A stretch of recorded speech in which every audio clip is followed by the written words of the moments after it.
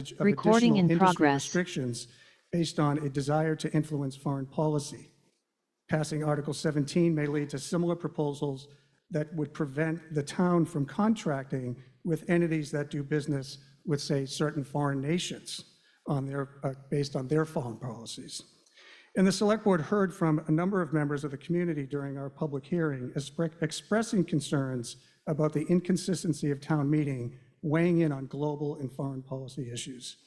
Given these reasons, a unanimous Select Board recommends no action on Article 17. Thank you. Thank you. The next speaker is one of two non-resident guests that I'm going to ask your leave to permit to speak. The first is Ira Helfand, who's an emergency room doctor, but in this context, more importantly, he's the past president of the International Physicians for the Prevention of Nuclear War, which was the recipient of the Nobel Peace Prize in 1985. He's the co-founder and past president of Physicians for Social Responsibility, a member of the International Steering Group ICANN, a recipient, that organization too was a recipient of the Nobel Peace Prize in 2017. He's also a recipient of the 2023 Gandhi King Aikida Award from the Martin Luther King International Chapel at Morehouse College. I do hope no one objects. Mr. Helfand.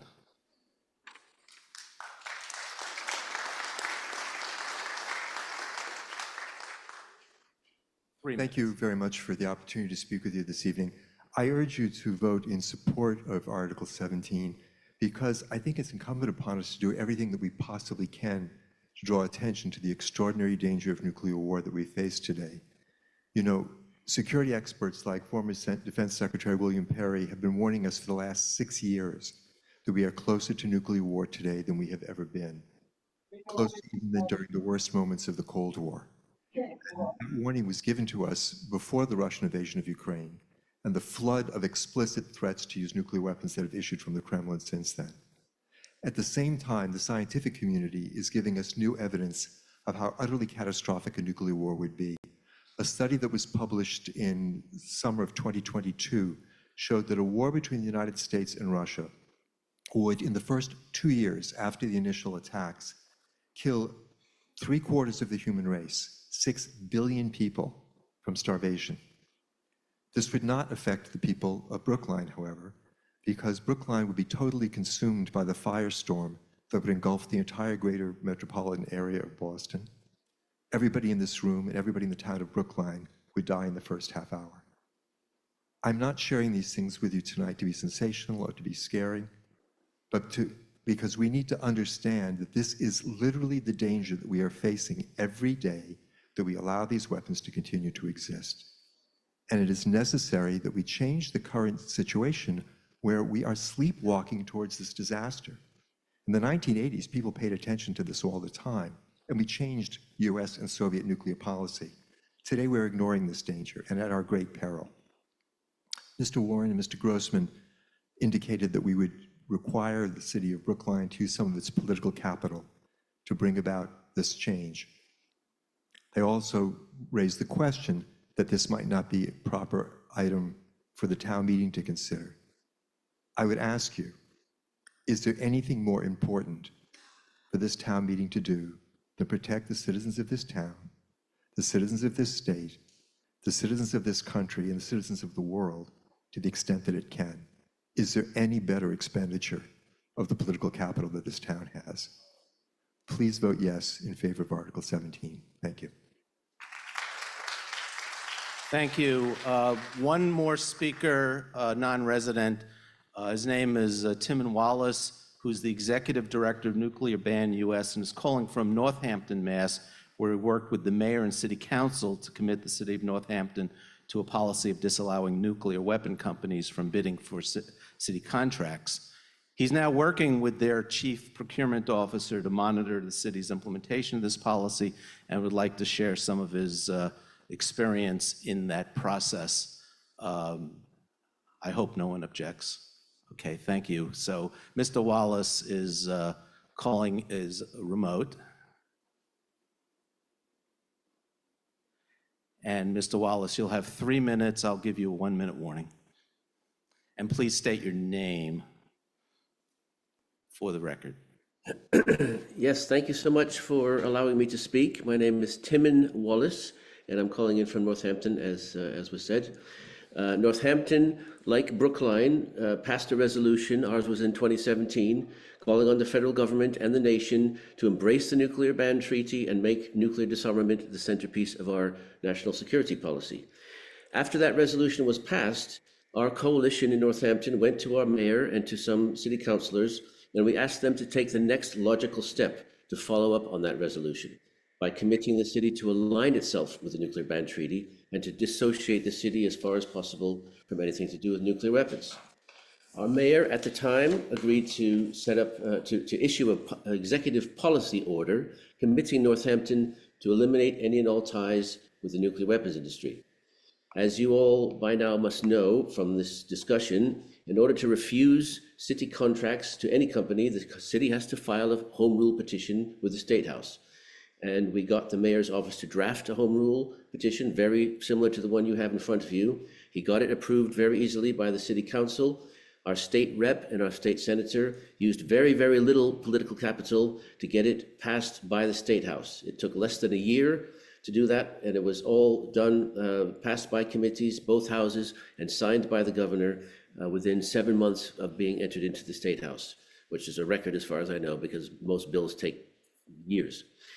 Since 2020, we've had a change of mayor and more recently a change of chief procurement officer, but the executive policy order in Northampton remains in force and is being implemented as effectively as possible, which is not an onerous task. I met with our chief procurement officer just the other day for an update, and he shared with me the affidavit that he has produced that all companies must sign if they want to bid for a Northampton City contract.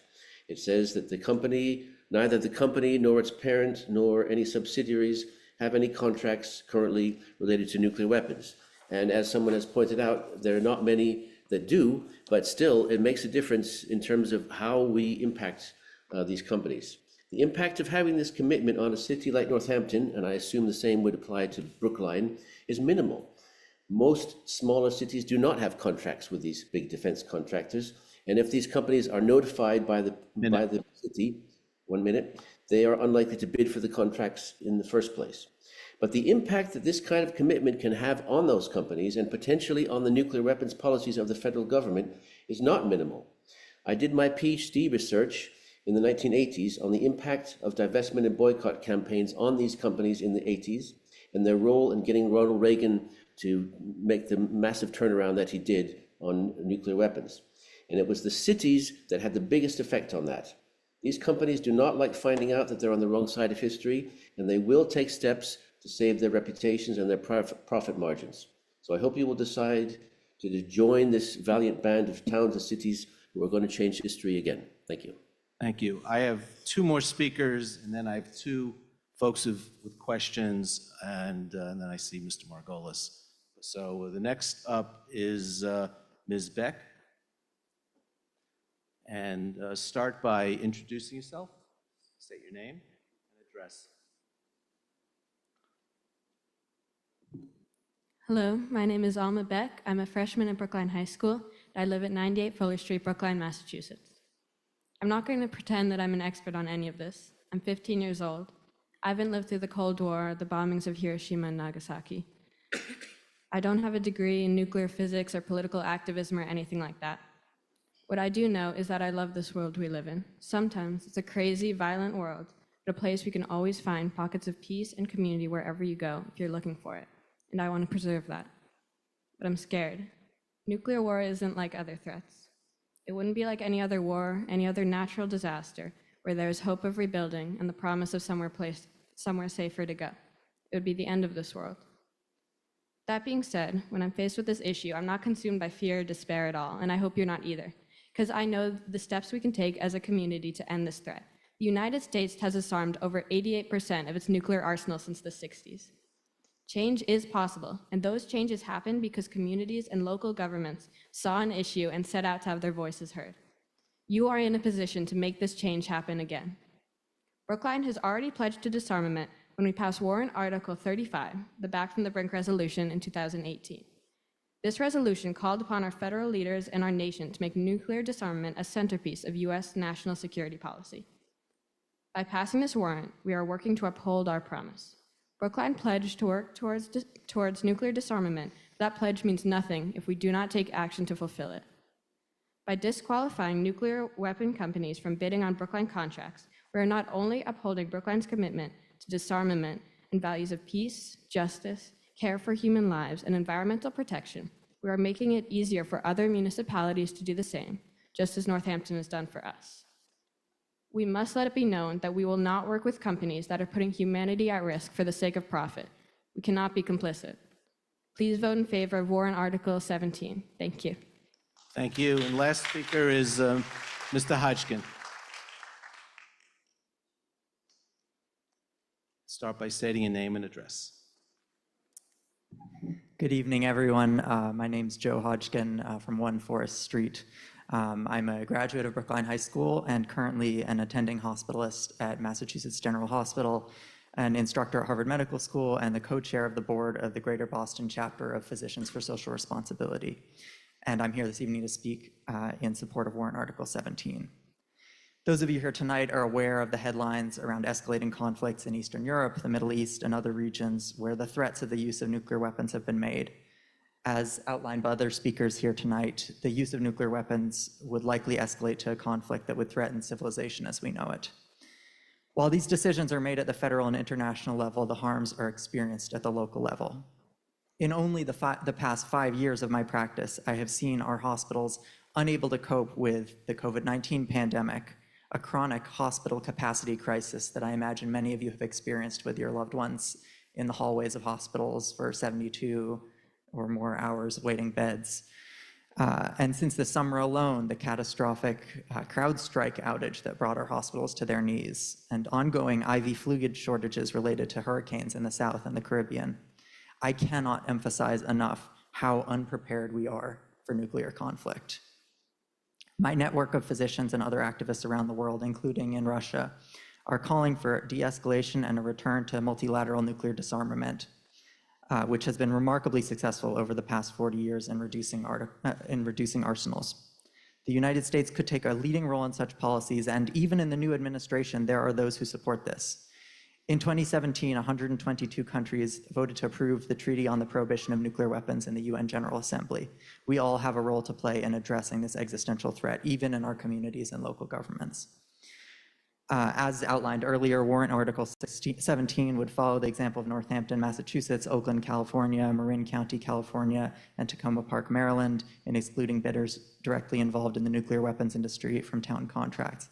This is, as previously mentioned, aligned with Article 35, adopted by Brookline Town Meeting in 2018, calling for a de-escalatory nuclear weapons policy and an embrace of the Treaty on the Prohibition of Nuclear Weapons.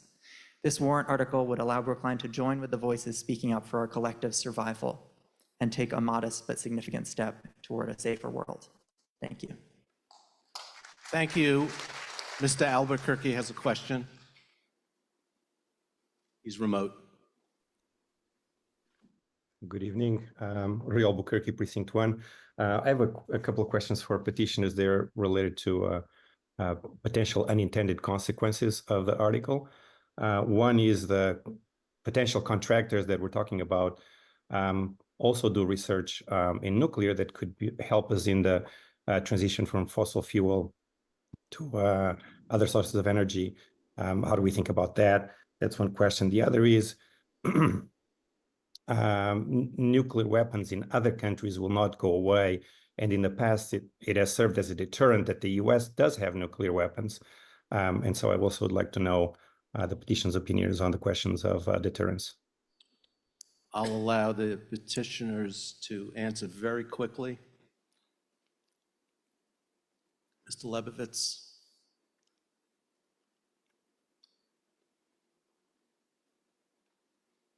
Thank you, Mr. Moderator, and thank you for the question.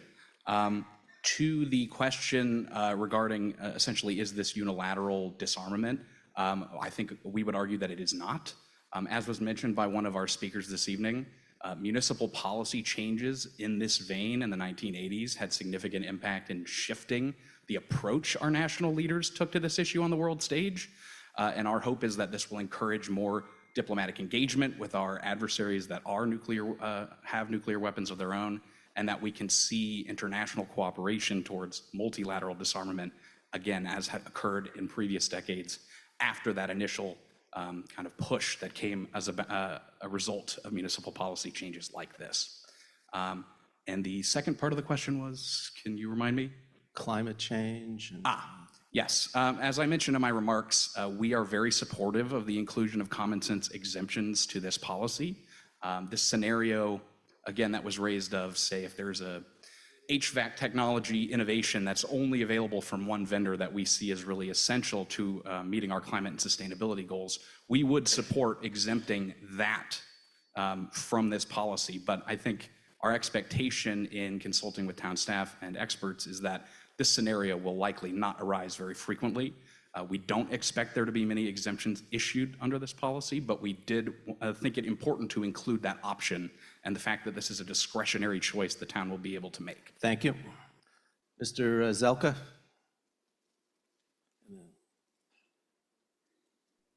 Yes, this is Sasan Zelka, Town Meeting Precinct 14. And my question is, many of these companies have thousands of subcontractors, and how are we going to deal with that? And those subcontractors are not necessarily working on the nuclear, but they're supporting these organizations. And the second question I have is that a lot of federal grants require us to buy particular products from the American companies. In terms of Honeywell, there's only single source. How are they going to address those single source issues? I'm gonna look to town staff on this one. Is he here? Oh, he's online. Dave Giannakakis. Hello, David Giannakakis, Chief Procurement Officer. Those are implementation questions that we would have to investigate how we proceed when it comes to sort of a sole source required under grants by the federal government. It might be a candidate for an exemption situation.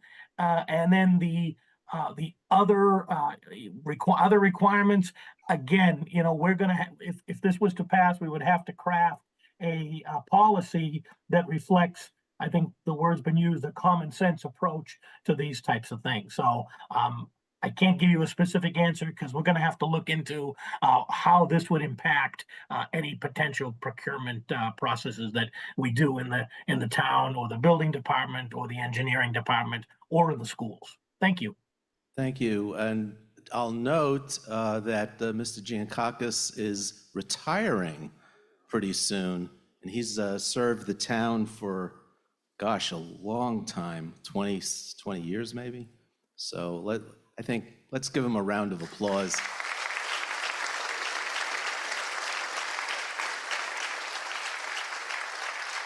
Mr. Margolis.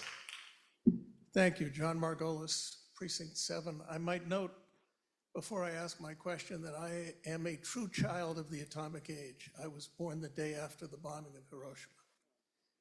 But my question is whether anyone here knows of any analogous petition or measure passed by any municipality or regional government in Russia, China, North Korea, or Iran. I'll take that as a, do we have an answer? It's either yes or no. Yeah, very 20 seconds. Yeah, you can go to that, Mike.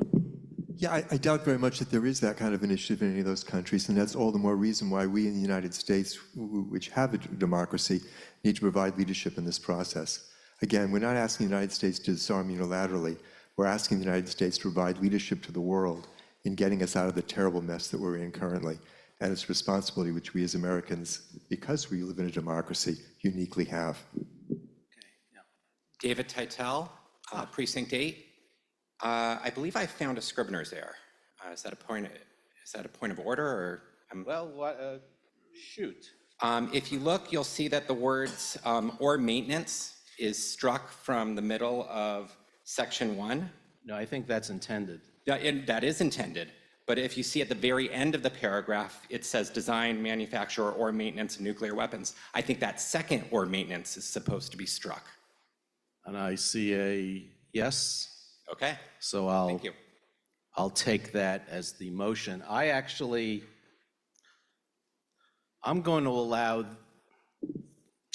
I have two motions to call the question. I'm looking. Oh, come on. I'll allow these 4 questions quickly. And I think it's Ms. Frawley who's next. Thank you, Regina Frawley from Precinct 16. I wonder, there are hundreds of small business people who provide different parts of the thousands of parts that go into any weapon, including nuclear. Every one of those people have to be secure. They are forbidden to acknowledge what they do. It's part of the deal. And any questionnaire you have could either put them in a pains of penalty situation, or they can't answer it and you draw wrong conclusions that they're people who can't provide the contract for the town of Brookline. So security clearances, I didn't hear in any of the meetings I've gone to, I have not heard that addressed or even understood how severe that is. Thank you. Thank you. Mr. Vanskoya, and then Ms. Gladstone. Then I don't see anyone else, so we'll just go to a vote. John Van Scoik from the Select Board. And I have 2 questions from the person from Northampton, if that person is still with us. Is he? On the line? Maybe? He's there. He's there, great. Well, why don't you ask the question, and then it's up to me to recognize him. Oh, that's fine. That's if fine it's with me. appropriate. That's fine with me. I just wanted to get some perspective. My understanding is that a company known as L3 Harris, which is directly involved in the manufacturing of nuclear weapons technology, has a branch in Northampton. And so the question is, does Northampton collect taxes from this company? And in his view, does that make Northampton in any sense a beneficiary of manufacture of nuclear weapons? No. That has nothing to do with contracting. No. Well, yes, I'll respect your opinion on that. The second question is simply to confirm some information, which, and I hope people don't misunderstand my point in bringing this up. I'm not taking a position myself, but the Northampton, doing things because they were done by other communities can become a little bit complicated. So is it true that Northampton City Council also adopted a boycott on delivery of U.S. weapons to Israel? No, I'm not taking that question. Ms. Gladstone. Okay, I struck out on 2 questions, thanks. Carol Gladstone, Precinct 2. This is actually a nerd question for state procurement. There's been a lot of comments about construction, but that's actually not governed by 30B, it's 149. Are you expecting that this will cover 149 procurement as well as 30B, or only 30B? Alec Lebovitz, town meeting member, Precinct 8. We make no distinction between the 2 separate laws, mass general laws that govern municipal contracting. So our understanding is this would apply to any bidding process that the town undertakes. And have you, even nerdier, talked about what's going to happen for filed subbids?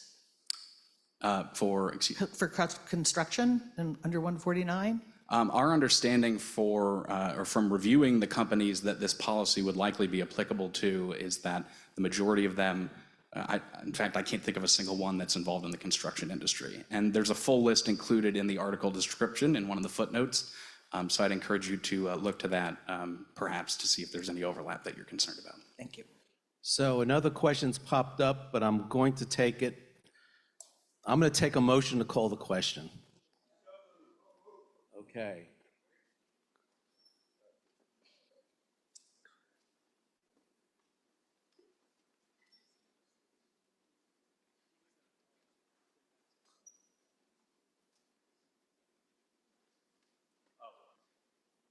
Sorry, Marty Rosenthal is waiting to speak.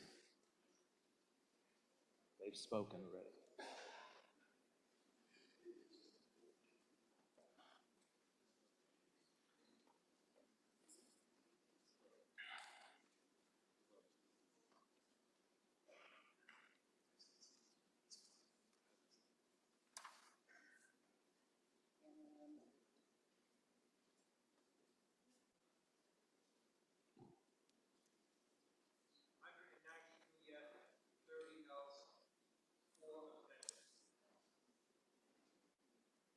Motion passes 192 yes, 30 no, 4 abstentions.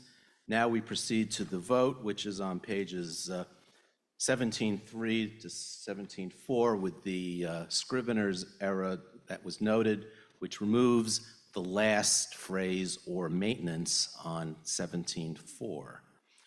Yes, we'll ask our select board to have our state representatives file a home rule petition as described. No is we don't. We're dropping the election, the vote.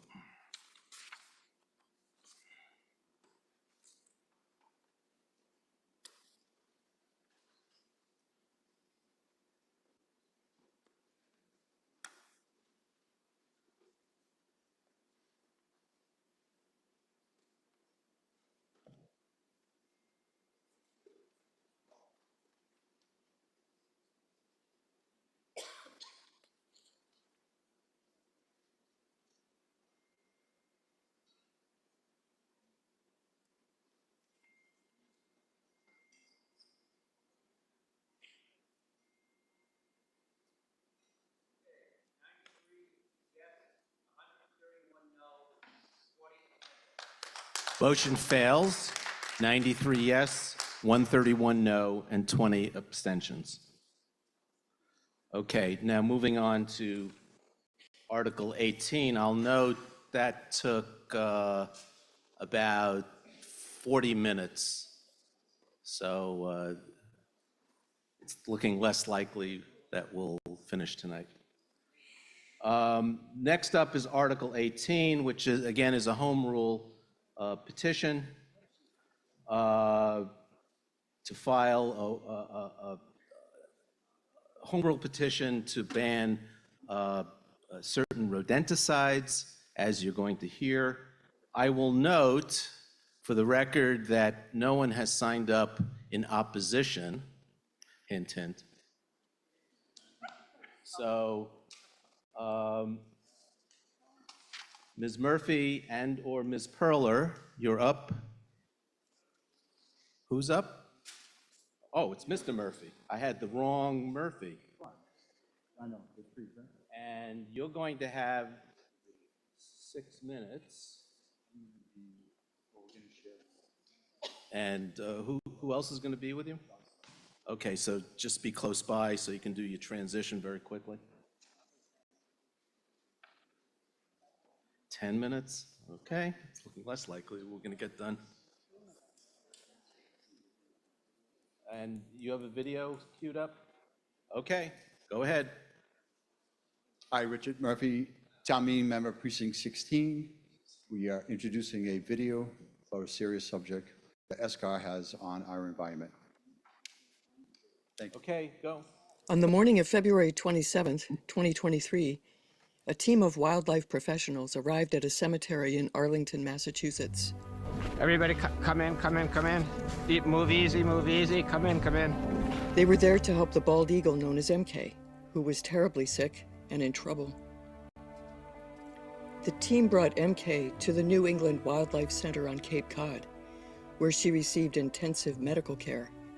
But she was so sick, the team couldn't save her, and she died the next night.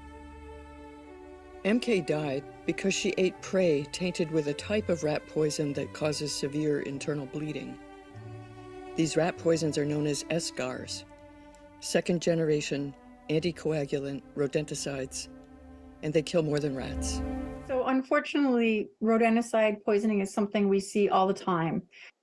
Our focus, we don't treat large mammals at WildCare, But of course, this is also wreaking havoc on large mammals who are eating tainted prey. So foxes, coyotes, raccoons, in the western part of the country, mountain lions, also bobcats, and certainly we see opossums with rodenticide exposure. So most of the patients we see are dogs. Most of them have ingested within 2 to 6 hours, often not confirmed. All of them, we do a basic blood panel, and then we start vitamin K therapy. So we keep a bottle of vitamin K injectable available, and then we have vitamin K tablets. It's hard for me to believe, too, that these agents are still around and available. I mean, they're very dangerous. And, then as communities looking at things on a bigger picture level in terms of how trash is managed in a community or a city, are there changes that we can make on those levels that can help to control the rodent populations without having to use as much or potentially any poison? So I think that public awareness is growing for sure. And again, that's a very positive development. And the more public awareness there is, I think that will be a pretty effective way to protect our wildlife. Yeah, most people, they see the little box, they don't think anything of it. And it's too small for something larger to get into. They don't realize that the rat's going to leave and be food for some other animal and spread that poison.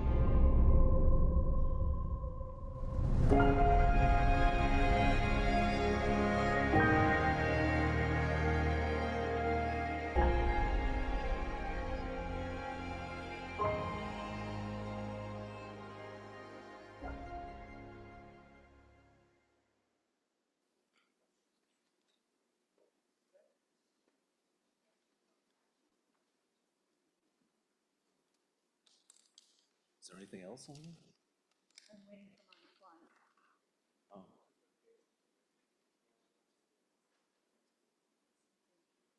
Stop the clock.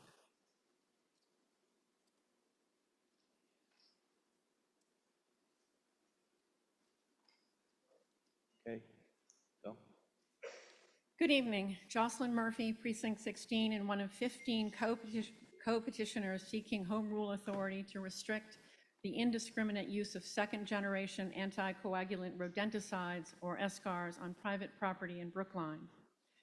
SCARs are highly potent rat poisons hidden inside the plastic bait boxes you see throughout Brookline. While these poisons are touted as a solution for rodents, they come with devastating consequences for our ecosystems, wildlife, and public health. SCARs work by causing massive internal bleeding on rodents, but they don't stop there. Poisoned rodents are easy prey for predators such as hawks, owls, foxes, and coyotes. They bioaccumulate in the bodies of their victims and prevent their blood from clotting, causing both the targeted rodents and their non-targeted predators to suffer massive internal bleeding, organ failure, paralysis, and an excruciating death. Next slide, please. MK's tragic story brought the devastating effects of SCARs to light. Next slide, please. After nesting in Arlington for several years with her mate, MK died at the New England Wildlife Center from internal hemorrhaging caused by confirmed SCAR poisoning. The irony of her death is that she herself was a skilled rodent predator, but SCARs killed her. Next slide, please. Untold numbers of raptors and other wildlife are killed by SCARs every year. In a study of 94 birds of prey admitted to the Tufts Wildlife Clinic between 2012 and 2016, 96% tested positive for SCARs. In a follow-up study, 100% of the 43 red-tailed hawks admitted to the clinic within the next 2 years tested positive for these poisons. A single healthy owl is capable of capturing up to 1,500 rodents per year, more than all of Brookline's electrocution traps together have trapped in nearly 2 years. These birds of prey were found in Brookline. Next slide, please. Mammals who prey on rodents are also victims of rat poisoning. The New England Wildlife Center reports treating an average of 50 cases of suspected poisoning each year. This fox is one of 65 treated at another Massachusetts Wildlife Center within the past 2 years. Next slide, please. When foxes like these poisoning victims are healthy, each one is capable of capturing up to 1,800 rodents per year. Anticoagulant rat poisons harm people and pets as well. Between 2018 and 2022, more than 3,000 people in the US were exposed to these poisons, and in Massachusetts, nearly half of these exposures occurred among children under the age of 6. According to the Animal Poison Control Center, rodenticides have consistently ranked among the top 10 pet toxins, and local veterinarians told us that pets are frequently poisoned. Next slide, please. Despite these statistics, bait boxes like these on Brookline Housing Authority property are lined up next to Brookline supermarkets, restaurants, and apartment buildings, and the rat poison industry is booming. In 2022, commercial pesticide applicators in Massachusetts reported using over 559,000 pounds of rodenticides, 96% of which were anticoagulant poisons. Next slide, please.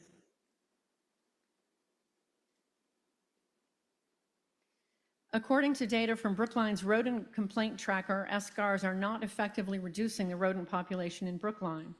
The data shows that despite the widespread use of SCARs and electrocution traps, rodent sightings have increased since 2023. And yet these poisons are killing the wildlife that are our greatest defense against rodents. Next slide, please. This is a barred owl that was recovered from a back porch in Brookline and taken to Tufts Wildlife Center last month.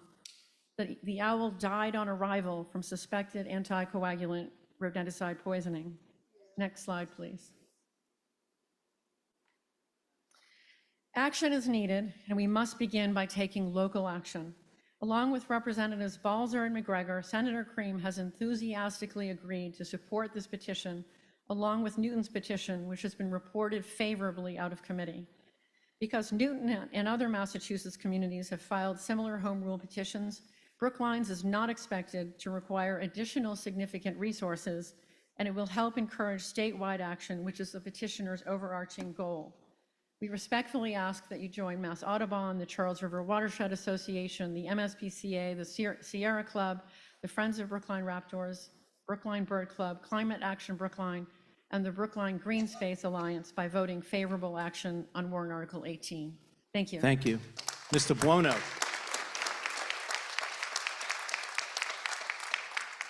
Buono.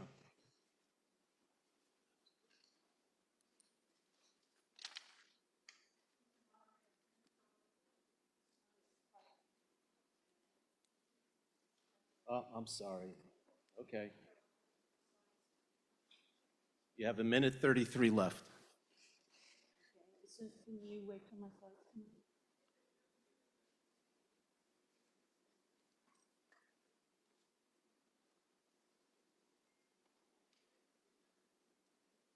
up? Okay, so you're asking yourself, what can we do to control rats once we stop or limit the use of SCARs? Well, the town is doing that on public property. It's currently town policy to use SCARs only as a last resort. Are there any less rats in your neighborhood than there were? They're all over my neighborhood, despite the tons of SCARs being used.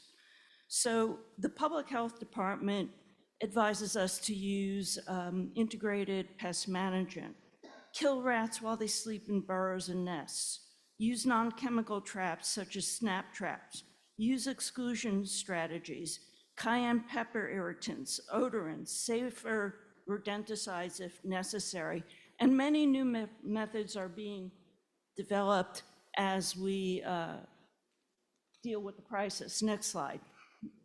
Another way of controlling rats is the numbers game. Rodent birth control is being developed and has been used successfully in Newton. Your average rat can give birth 6 to 12 times a year, and a little 2-month-old rat can be a mommy and daddy. So this is exponential population growth. Next slide. So if you want to know about integrated pest management, I don't have a lot of time to talk, look on our town website where we have great resources. You're out of time. Secure trash and work together. And tell us who you are, Ms. Perler. I'm not sure who I am. No, I'm Fran Perler. I'm a town meeting member, Precinct 8. Thank you. Advisory Committee, speaking on behalf of myself and the Thank you. petitioners. Mr. Buono.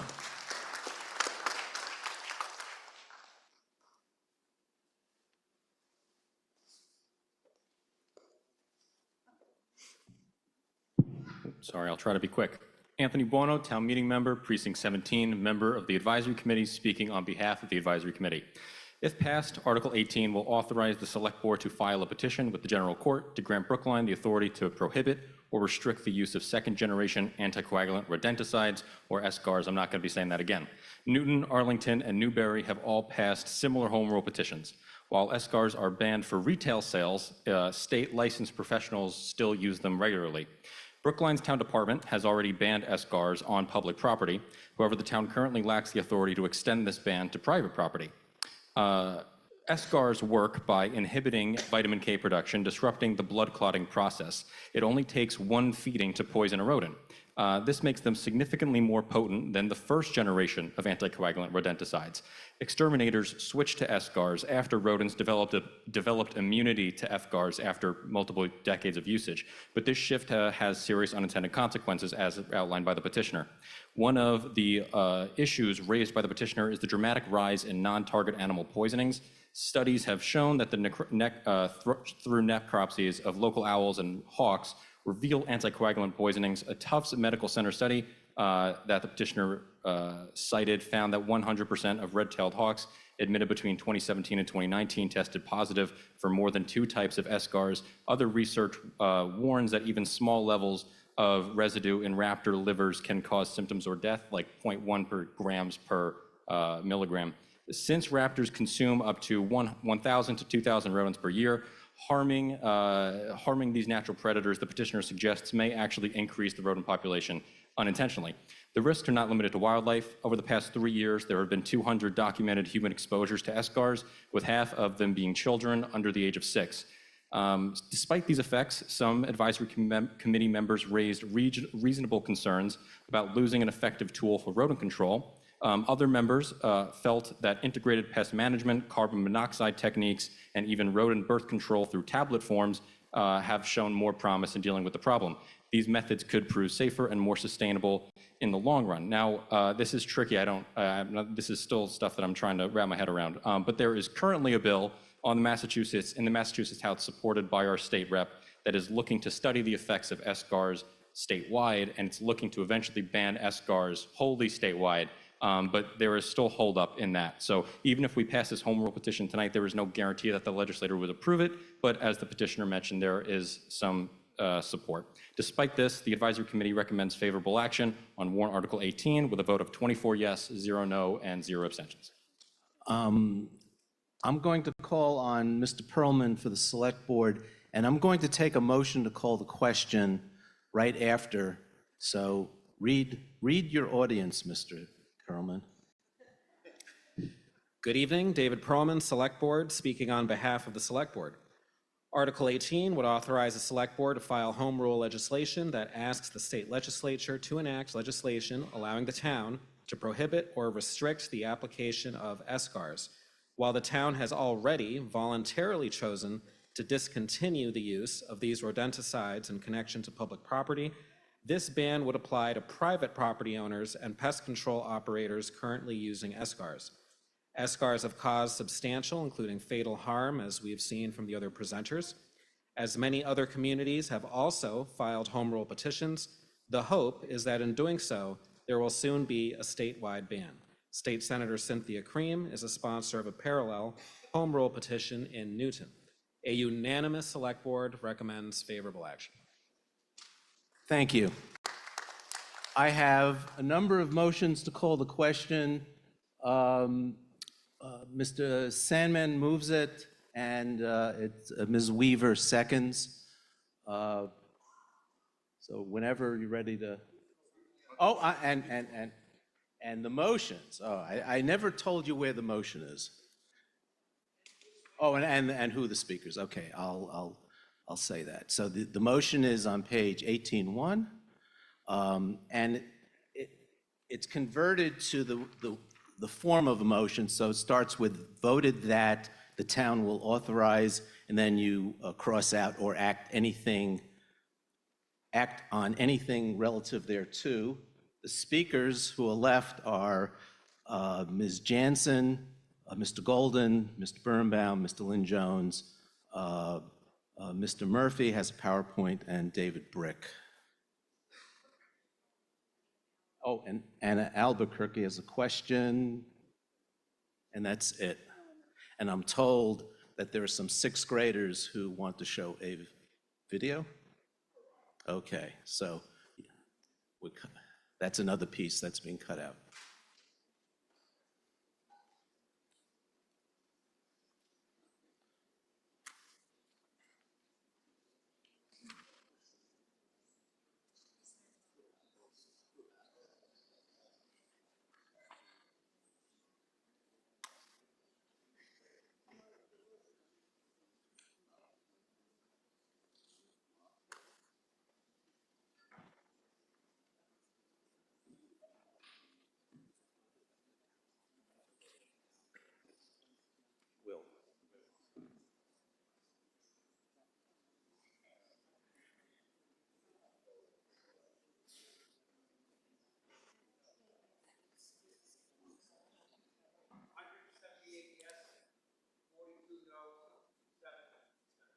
So it passes 178 yes, 42 no, and 7 abstentions. And I didn't announce who the moving party was in the second. It's moved by Ms. Murphy and seconded by Mr. Buono. And I have my folks in the back backstopping me as I make all these errors. Okay, so now we're moving on to Article 16.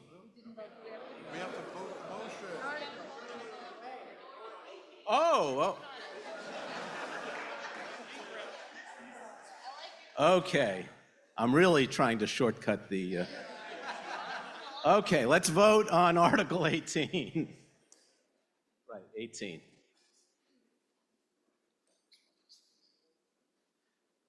Ready to go? Oh, it's going, okay. You can tell I didn't get a lot of sleep last night. I was a little sharper yesterday.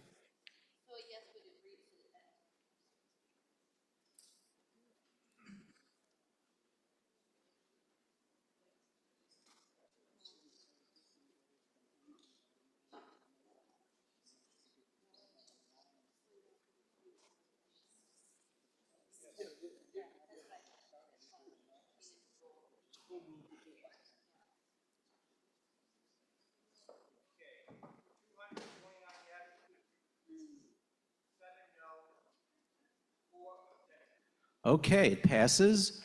229 yes, 7 no, 4 abstentions. Got that?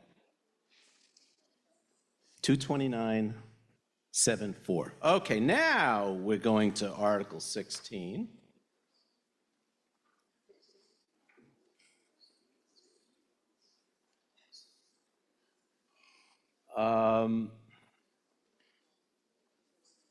The motion is on supplement, Article 16, Supplement 1, pages 1 through 9, and it's moved by Mr. Harris and seconded by Mr. Penzel. And we have an interesting circumstance here that you're going to hear about. Town Council has taken the opinion that portions of this article are of doubtful legality. So the way we're going to do this is the petitioners are going to have 10 minutes, and then I'm going to give Mr. Callanan 4 minutes to tell us about his reasons why he thinks it's of doubtful legality.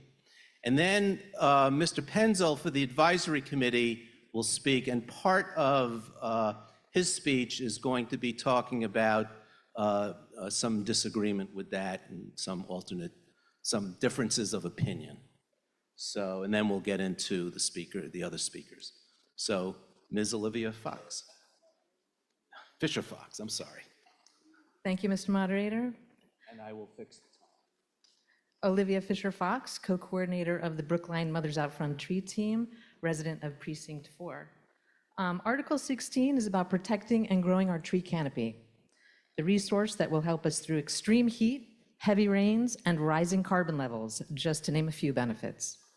We'd like to tell you why we created this warrant article, what it does, how it works, and why we need your support. Next slide, please. Globally, we just had the hottest summer on record. In Brookline, we had 34 days above 90 degrees, 4 heat waves, and 3 heat emergencies. The heat island effect is getting worse. Stronger storms are causing more flooding, and we're losing our tree canopy. Next slide, please. And it's our tree canopy that protects us from climate change by providing shade, cooling, carbon capture, and absorbing stormwater. Did you know that the temperature under a tree can be 20 to 45 degrees cooler?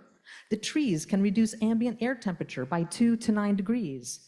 That our tree canopy diverts 49 million gallons of stormwater annually. Next slide, please. And yet, we are losing an average of 12 acres of tree canopy per year. Just to keep pace, we need to plant 700 trees a year.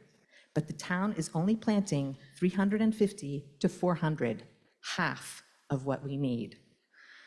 The cost of closing that gap would be $450,000 to $525,000 per year. But more so, we don't have enough space on public land to compensate for all the tree removals on private land. This is why we need to better protect trees on private property, which is 68% of our land area. Next slide, please. Simply put, when you take down a healthy tree, you undermine the town's climate resiliency. That's why Article 16 acts on the recommendation of the Urban Forest Climate Resiliency Master Plan that we increase protection and planting on private land. It prioritizes public health and climate resiliency and seeks to balance individual property benefits against costs to the community. Next slide, please. For this reason, Article 16 would require a permit to remove any tree that is 6 inches in diameter or larger and require mitigation proportional to the loss of the benefits that tree provided, while providing exemptions for a range of circumstances, including trees that are dead, dying, diseased, unviable, hazardous, damaged by natural disaster, or crowding out other trees, owners whose income is at or below 80% AMI, 100% affordable housing projects, and solar panel installation. Next slide, please. So why are we increasing the mitigation? Because the larger the tree, the greater the loss. So the mitigation formula reflects that. Large trees are climate rock stars. Each group of trees pictured here stores the same amount of carbon. For instance, one mature red oak tree, 54 inches in diameter, stores 8 tons of carbon. In order to pull the equivalent amount of carbon out of the atmosphere from smaller trees, you would need 465 trees at 4 inches dBH. And that's the group of smallest trees on the right that are the size commonly used for replanting. Next slide, please. In the current bylaw, you replant 1/2 inch for every 1 inch of tree diameter you remove, or pay $500 per inch into the tree fund. Under our proposal, the amount you need to replant is based on tree size, with payment into the tree fund set at $500 per inch not replanted. This formula is the same as the City of Newton's formula. As shown in the chart, the replanting increases as the tree gets bigger. However, based on available data, 75% of trees removed are likely to be in the first tier. Next slide, please. Now, what's the typical size of tree coming down in Brookline? Since we do not have that data, we looked to the 5 years' worth of data available from Cambridge, where the median size of trees removed was 18 inches in diameter. Under the limited triggers of our current bylaw, that healthy tree would require 9 inches of replanting, or a little more than 2 landscape trees, boxed out in red, with the option to instead pay into the tree fund. Next slide, please. Our proposed mitigation would require replacing a healthy 18-inch diameter tree with the same 18 inches, or 4.5 replacement trees boxed out in red, with the choice of paying into the tree fund. The tree fund, by the way, is the town's fund to plant and maintain trees in other parts of town to offset those lost on private property. As you can see, even under our proposal, replanting comes nowhere near to replacing the tree the town just lost. So this amendment asks that you consider taking just a small step toward increasing the mitigation for healthy trees lost in town. And I say town because the urban canopy provides climate resiliency to all of us, whether it is on private, public, or commercial land. And now I'd like to hand it over to Catherine. And state your name for the record, Catherine.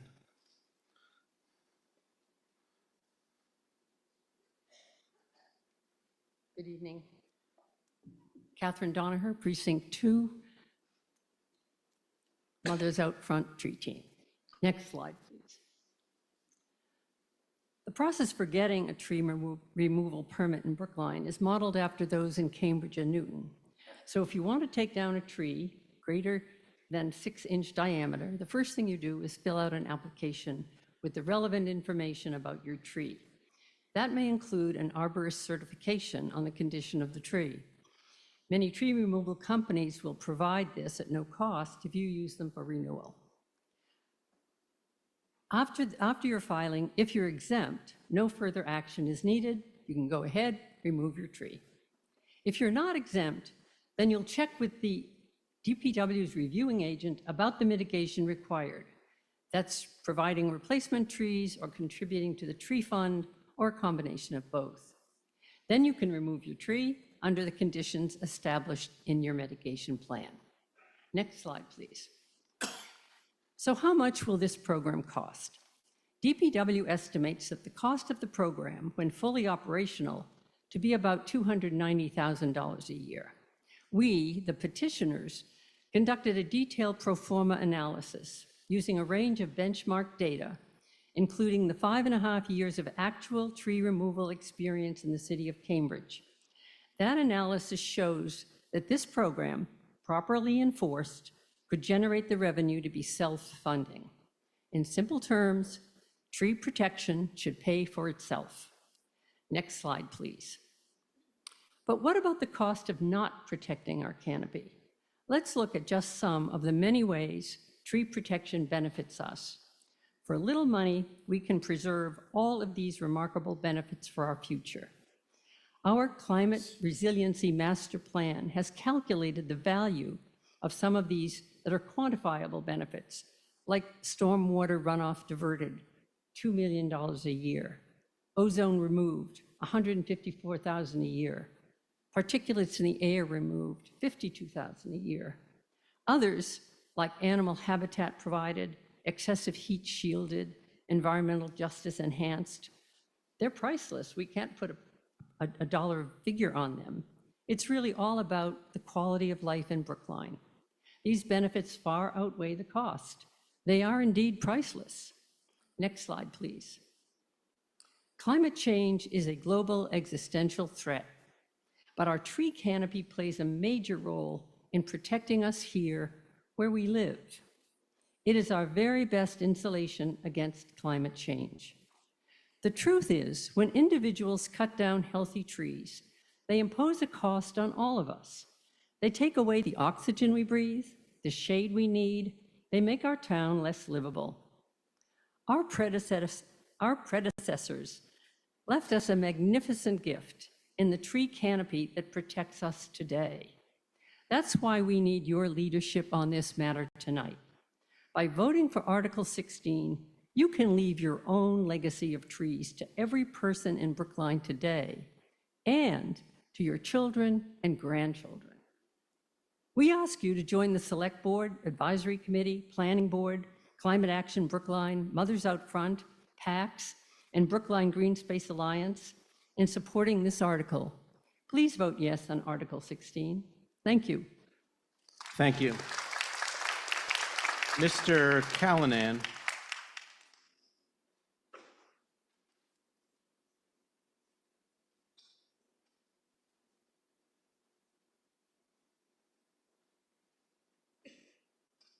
Good evening, I'm Joe Callanan. For those who don't know my background, I've been town council since March of 2022, and before that, for 6 years, I was solicitor for the town of Weymouth. And prior to that, I was in the trial division of the Attorney General's office for 11 years, last 2 supervising all real estate claims against the Commonwealth. I've tried takings cases before, 9 times, spending almost 3 months of trial days. I've written a book review of a treatise on takings law for a magazine for the American Bar Association. I've appeared in the appellate courts of Massachusetts at least 6 times involving takings cases. I recite this background to give you some context for the advice I give you as your town council, that based on my education, training, and experience as a government lawyer for the past 25 years, in my opinion, if adopted, Warrant Article 16 would amount to an unconstitutional taking. In Supplement 3 for Warrant Article 16, there's a memorandum of mine. It's 7 pages long, 4,000 words, and I include 80 attachments in 4 cases. I wrote this memorandum in September, laying out the basis for my opinion. And since then, I've heard nothing from petitioners nor supporters to change my conclusion. To quickly summarize, there's 3 cases from the United States Supreme Court, Nolan, Dolan, and Kuntz, that lay out the legal framework for when a government action can amount to an unconstitutional taking, an appropriation of private property with the government paying fair compensation. Warrant Article 16 would not amount to a per se taking, where the government takes private property and makes it public, nor would Article 16 amount to a regulatory taking, where the government action deprives a private landowner of all economic utility of their land. What I'm concerned about with Article 16 is that it would amount to an illegal exaction, an unconstitutional condition. In addition to my memorandum, I've included several cases, including a case from the United States Supreme Court from just last spring. In pages 14 through 17 of the supplement, you can read the Supreme Court's explanation of what amounts to an illegal exaction. An exaction is when the government requires a private landowner to pay a fee to the government to be able to use that private landowner's own private land. Kuntz tells us when that demand for money goes too far. Nolan, Dolan, and Kuntz say when the government requires a monetary payment from a private owner to use their private land, 2 conditions must be met. I'll only focus on one.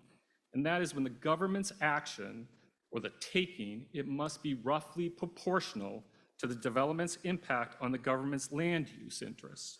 In my opinion, this is where Article 16 fails. I rely on 3 cases from courts around the nation that have found similar tree preservation bylaws unconstitutional. Those 3 cases are from Michigan, Texas, and the United States Court of Appeals for the 6th Circuit. Copies are in your supplement. Since I wrote my memorandum, I've attended many of the meetings regarding this warrant article, and I've heard nothing that the proponents nor supporters have led me to a different conclusion. Since my time is running out, let me address just one argument they've made. But I'm happy to address and answer any questions anyone has. Town meetings should not let the Attorney General's office decide this. Their review is limited strictly to the face of the bylaw and whether the bylaw would be facially invalid. What I'm referring to is it's going to be invalid under certain circumstances where we charge too much money for the benefits that trees create for the community. Thus, I'll conclude by reminding you that a motion for a doubtful legality would be in order here, and I thank you very much for taking the time. Thank you. I'll just say that the way town meeting time tells us to go is town council gives us his opinion. You've heard it, and it's in your hands whether to vote yes or no, given that you've heard it. Now, Mr. Penzel. Thank you. I'm Mark Penzel, Town Meeting Member, Precinct 2, speaking for the Advisory Committee, which by a vote of 16-2 with 3 abstentions, urges favorable action on Warrant Article 16 as amended by petitioners in the Select Board. As you've heard from petitioners, I'm going to talk about the substance before I get to the legal part.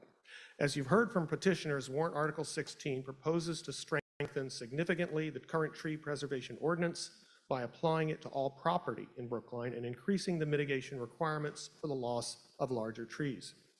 The committee was very impressed by the hard work and flexibility displayed by petitioners in considering all and accepting many of the changes suggested by committee members and others.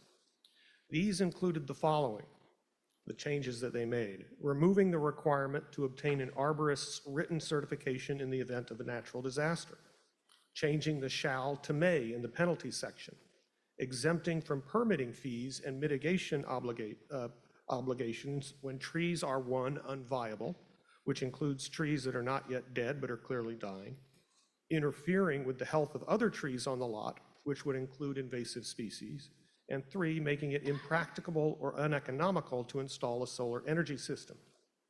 Petitioners deleted excavation, standing alone as a triggering event for the bylaw's application, added flexibility for the town to approve a smaller tree save area if necessary due to the property circumstances, expanded the areas in which replacement trees could be planted, included provisions exempting lower income property owners from the mitigation and fee requirements, and included provisions lessening the cost of compliance for 100% affordable housing development. Now, this article cannot be effectively implemented without additional staffing. Because there are a lot of unknowns, for example, the number of protected trees in town, the number of potential applications, et cetera, it's very difficult to estimate what will be needed. DPW has estimated that the costs of implementation could be up to $272,000 annually for 2 full-time employees and their overhead, plus up to $125,000 for 2 electric vehicles. After funding these startup costs from the existing budget, there is the possibility, as petitioners explained to you, that the expanded program could possibly pay for itself from the mitigation fees paid into the Tree Preservation Fund. This idea is supported by a detailed analysis, again, that petitioners provided of the fees generated by Cambridge's 5.5-year experience with its ordinance. Now, you've just heard from Town Council that this warrant article, if passed, could be subject to successful legal challenges for requiring the unconstitutional taking of property. Given some of the hostile cases out there, Town Council is absolutely correct to raise this as a potential issue, particularly given the rightward drift of the courts. His argument, however, did not persuade the advisory committee to vote against the article. Lawyers on the committee, among which I am one, offered counter-arguments, and both lawyers and non-lawyers argued that the changes were worth fighting for.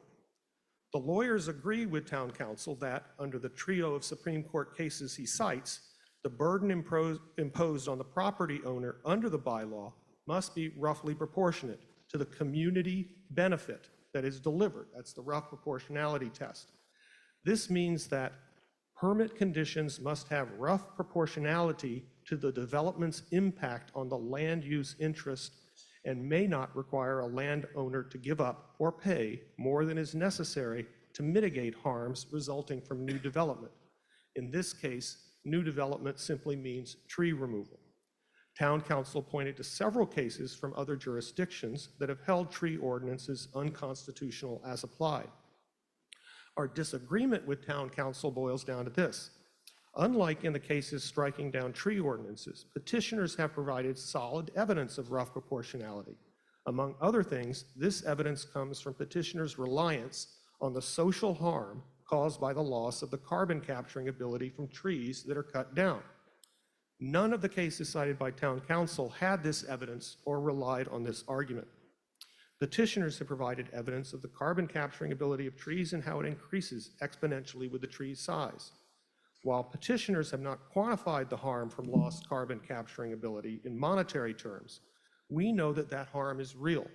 Because that loss is the societal harm, the exaction or taking from a private property owner who chooses voluntarily to cut down a healthy, protected tree is the requirement that the owner plant trees to mitigate that lost carbon capturing ability. If anything, as petitioners' figures make clear, even with the increased mitigation requirement, the property owner gets off cheaply, as far more replanting could have been demanded before the loss was fully mitigated. In other words, we should not need evidence of the monetary effects of tree preservation when we are relying on the like-for-like comparison of the lost carbon capturing ability. Money comes into play only if the owner, instead of replanting, chooses to make a payment into the tree preservation fund, and then the amount of the payment is tied to the monetary cost of replacing the lost trees, which the evidence in the record showed was roughly proportional. This distinguishes our case from, for example, the Texas case that Town Council cited in his memo, where the municipality provided, quote, no evidence of any projected impact caused by the removal of trees during the development. Now, I'm sure that Town Council, as certain as he is in his argument, would not claim that his argument is guaranteed to win, particularly when neither Massachusetts state courts nor the First Circuit has addressed the issue. And by the same token, the lawyers on the advisory committee also wouldn't guarantee victory. But together, the advisory committee believes that any counter arguments are certainly worth making in support of what the town has set as an important policy goal. So the advisory committee urges you to vote favorable action on warrant Article 16 as amended. Thank you. Thank you. Next up is going to be you, Madison, and just for your information, I've received a couple of call the questions, which I'm not going to take because I don't think the arguments have been laid out completely. And a number of folks have submitted, I think, valid questions that I think you should hear. So I'm going to take a few more speakers, then we'll go to the questions, and then after that, if it seems like the issue has been laid out, I'll then take a motion to call the question. So the next up is you, Madison.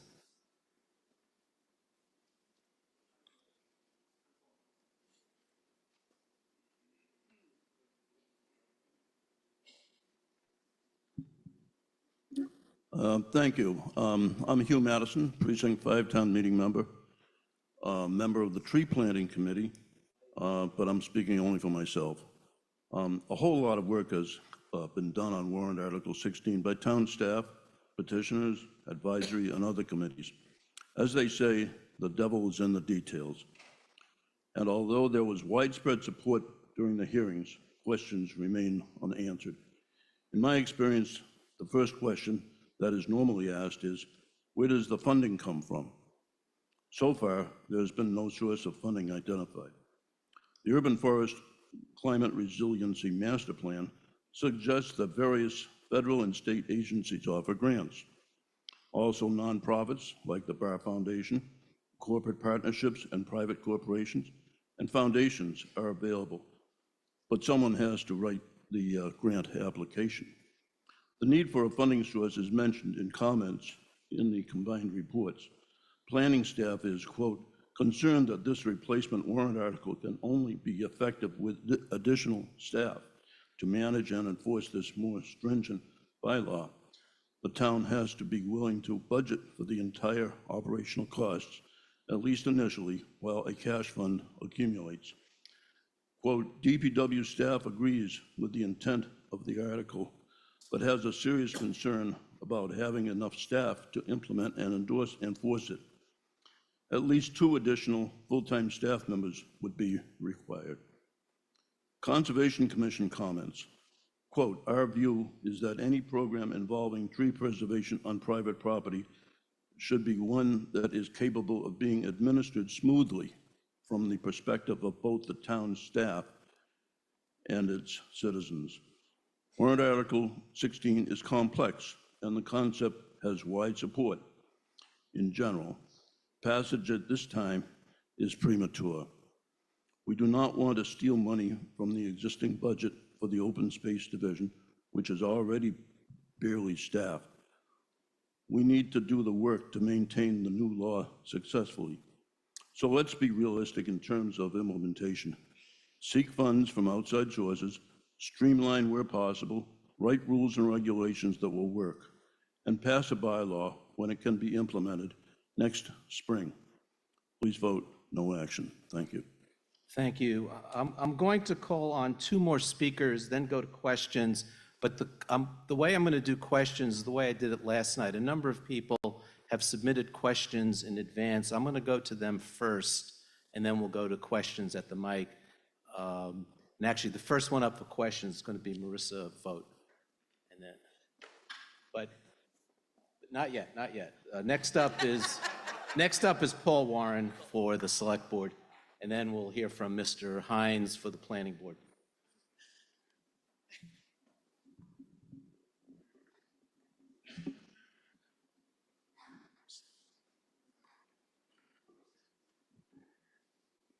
I think I got it. Yeah, you're a theater guy. You understand this, how that works. Thank you, Mr. Moderator. Paul Warren, speaking for the Select Board that is recommending favorable action by a vote of 4 in favor and 1 against. Article 16 is a petition to expand the town's tree preservation bylaw, which was approved by the fall 2022 special town meeting. Petitioners have brought warrant Article 16 to address the narrow scope of the existing bylaw that leaves large portions of the town's tree canopy vulnerable to continued loss. The petitioners argued that we need to expand our existing bylaw to further protect our tree canopy in support of our climate resiliency goals. Our tree canopy helps to lower the ambient air temperature by 3 to 5 degrees and helps to mitigate the effects of heat islands. Trees also contribute to storm and floodwater management and capture and store carbon. And of course, trees contribute to the beauty and enjoyment of our neighborhoods, parks, and business districts. Article 16 expands the current bylaw in a few important ways. The article expands the applicable land coverage to include the entire lot and expands to include all private residential and commercial properties. The article adds notice requirements to abutters when a permit is issued. It requires that the tree save area be documented and certified by a certified licensed professional before work begins. It also expands the bylaw to include all demolition or construction activity that either creates a new structure or alters the footprint of an existing structure. The article increases the mitigation costs for applicants seeking to remove older protected trees if the applicant chooses to not replace them. It also provides exceptions, including for financial hardship, 100% affordable housing developments, and the installation of solar panels. The Select Board discussed the Department of Public Works' concern about funding the necessary staff to support the expanded bylaw. However, the petitioners made a very credible case that the bylaw, after initial startup costs, would be self-funding. And finally, the Select Board did discuss Town Council's opinion that the new tree preservation bylaw could be considered an unconstitutional taking by the courts because of a lack of the rough proportionality between what the bylaw would impose on a private landowner and the harm the bylaw seeks to prevent. The Select Board, by a vote of 4 in favor and 1 against, recommends favorable action on Article 16. Thank you. Thank you. Mr. Hines?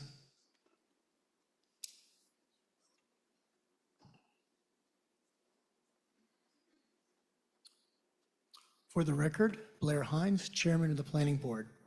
I will be brief. The Planning Board was supportive of the modifications of the current town's tree bylaw to expand it to include all properties in the town, not just private residences and particularly the areas near the lot lines.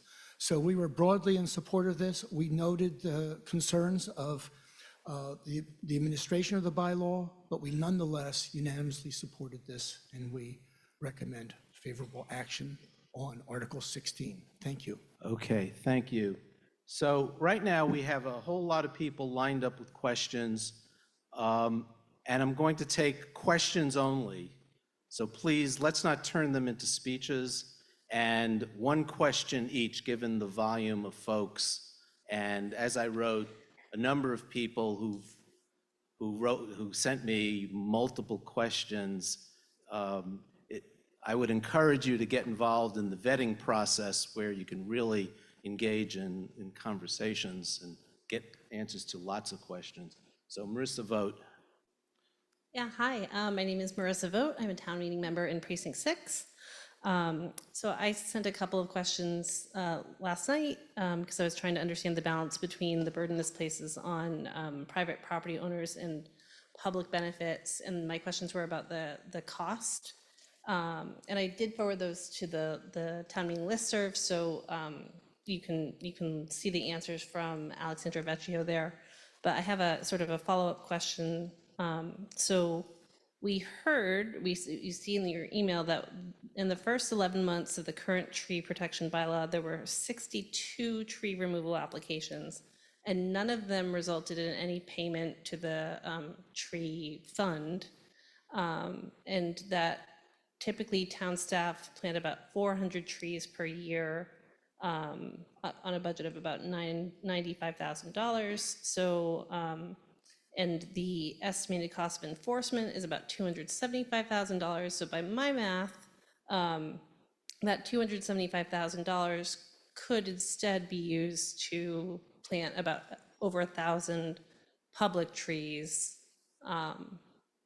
public street trees by the town. And so I was just wondering if that's the case, if we were to instead spend $275,000 on enforcement, if we could spend that on, if that would get us like 1,000 street trees.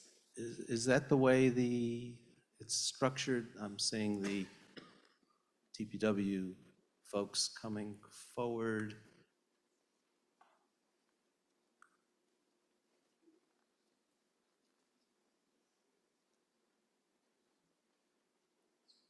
Good evening, Erin Chute, Commissioner of Public Works.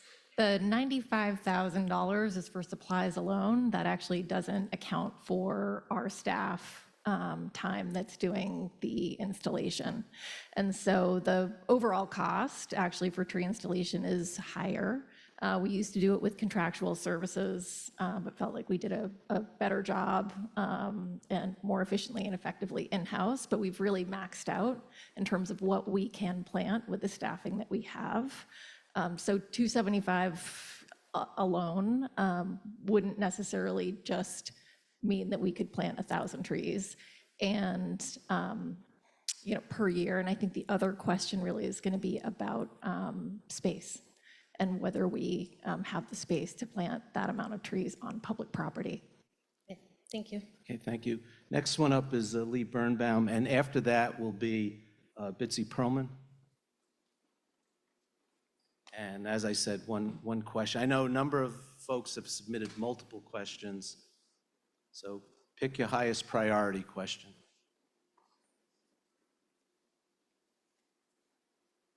Mr. Birnbaum is remote.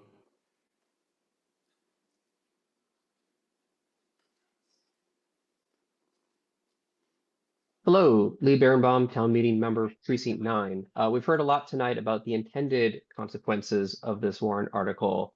I would like to know what unintended impacts of this article have been studied and by who. I was hoping the planning department or some of the other civil servants in the room would be best positioned to answer that question. We've heard a lot about unintended consequences this week, so I'm curious to hear about this one. Do you want to take that?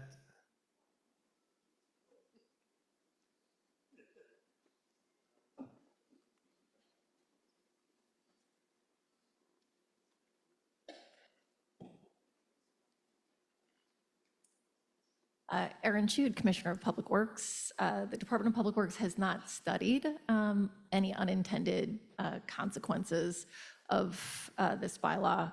I think the only unintended consequence that we have heard of is that there are some private properties out there right now that are removing trees because they are concerned about the outcome of this particular bylaw. That's the only, I think, unfortunate unintended consequence that we've heard of so far. Thank you. Ms. Perlman. Like Marissa, we're both P6 town meeting members. I was also noting And you are? Sorry, Bitsy Perlman. I was also noting the question about enforcement, and it said that there'll be 2 staff members and staff members presumably going out to properties to inspect these trees. And so I was curious about the carbon storage of a tree versus the carbon storage of the staff members driving around to inspect these trees, and whether this actually is a net good. in that way.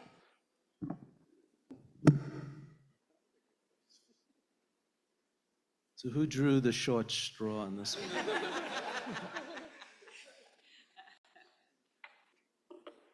Good evening, Alexandra Vecchio, Director of Sustainability and Natural Resources, Acting Director of Parks and Open Space. The staff that would be doing the enforcement, the proposed budget for them includes 2 electric vehicles. So I'll let you do the carbon math on that. Thank you.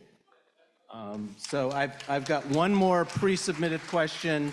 I've got 2 on the remote, and then we'll go to the microphones. So next up is Katha Seidman. Sorry, Bonnie.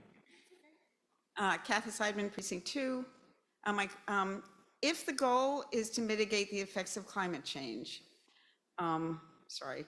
we need to understand the relationship between heat islands, tree canopy, urban housing, and the larger community's well-to-wheel carbon footprint. Has anyone studied how tree preservation that inhibits denser urban housing near transit would affect our well-to-wheel carbon footprint? Petitioners?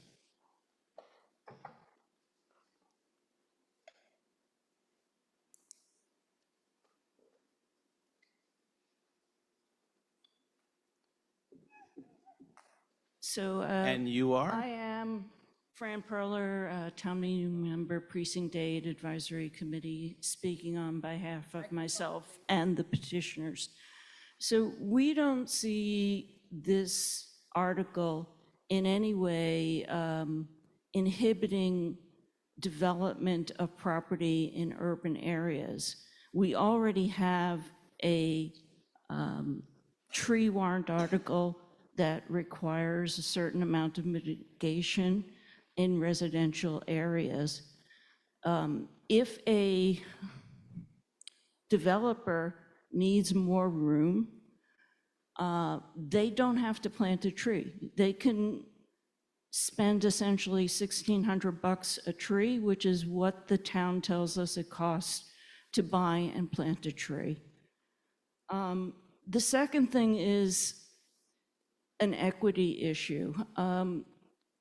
John Harris, if he gets to talk, will tell us that if you take the temperature of a blacktop street in the sun and then go and do it in the shade, it's 35 degrees cooler in the shade. So we believe that the tree canopy not only is important for carbon cycling, but also for shade and cooling and reducing the heat islands. And it's a value. And the town has said in its urban forest resiliency master plan that it wants to reduce heat islands. And do we want to take our densest areas and allow them to become heat islands? That's a choice that you all will have to make. Thank you. Ann Weaver's up on the remote, she's remote. Hi, thanks. Ann Weaver, town meeting member, Precinct 11. I'm curious, given the short time since the bylaw was actually adopted and enforced by the town, what lessons have been learned that necessitate amending it so quickly rather than giving it time to see if such changes are truly needed? Thank you.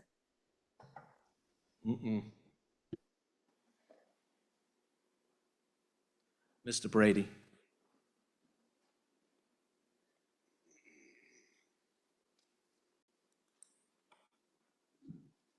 Good evening, Thomas Brady, Urban Forestry Manager, Town Arborist and Tree Warden. I think what we've learned in the time that the bylaw has been implemented as we've been going through the reviews, people are by and large choosing to replant, so which is certainly good for trees. I also think what we're learning is that the implementation process oftentimes is not the path we envision. So as the first bylaw has been an interesting process to see it implemented, I would surmise we'll find some things along the way if this also passes. Thank you. Arissa Boyd, and then we'll go to the microphone, sorry. Good evening. My name is Arisa Boyd, town meeting member, precinct 15. I wanted to ask and clarify. So when we have invasives or when we have something like a beech tree, which is in order to keep it surviving, it is costing us extreme amounts of money every year to keep that tree alive. What that looks like. We plant more trees than we take down. That's just who we are. We put espalier trees in along the tree line, the train line when we lived over there. But I am concerned about, and wanted to know if we have looked into advantageously encouraging people to plant trees as well as using a stick, using a carrot. And so I think that was a two-pronged question. I apologize, but thank you. I don't quite understand the question. Kara, Ms. Bruton? Let's. Good evening, Kara Bruton, Director of Planning.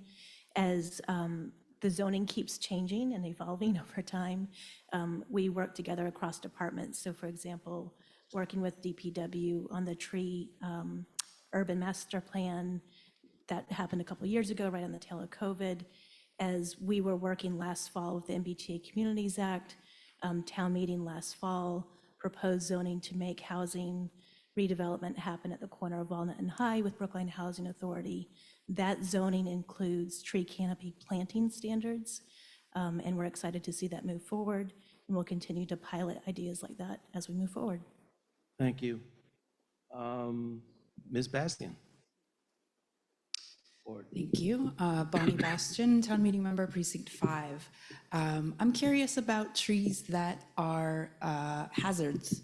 If you have a really big, really old, mainly dead tree, maybe it's not mainly dead, but maybe there's a chance that it's going to fall on your house or your neighbor's house and you have to take it down. Are you also, is this exempted at all? Or Yes, that's an exemption. Okay. That's an explicit exemption. Okay, sorry about that. I missed it. Okay, thank you. Mr. Rubenstein? Michael Rubenstein, Precinct 13. I have a question about the petitioner's analysis of other towns when they said that the funding of the mitigation fund would fund the resources needed to resource the program.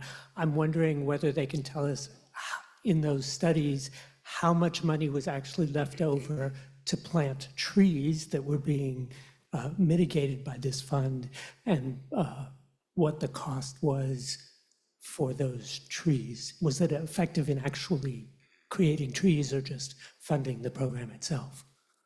Do you have any stats on that? Whether the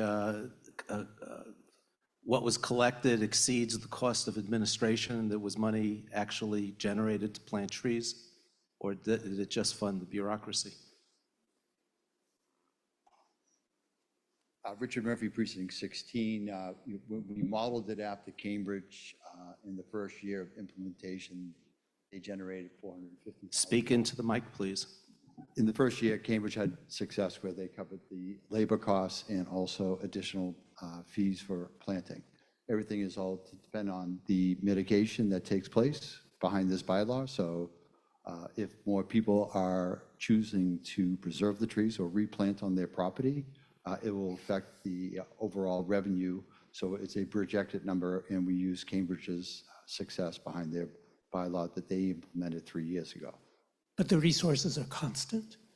No, it's just like every expense in town, there's always fluctuations. Thank you. Thank you. Mr. Rosenthal, Marty Rosenthal has a question for Town Council.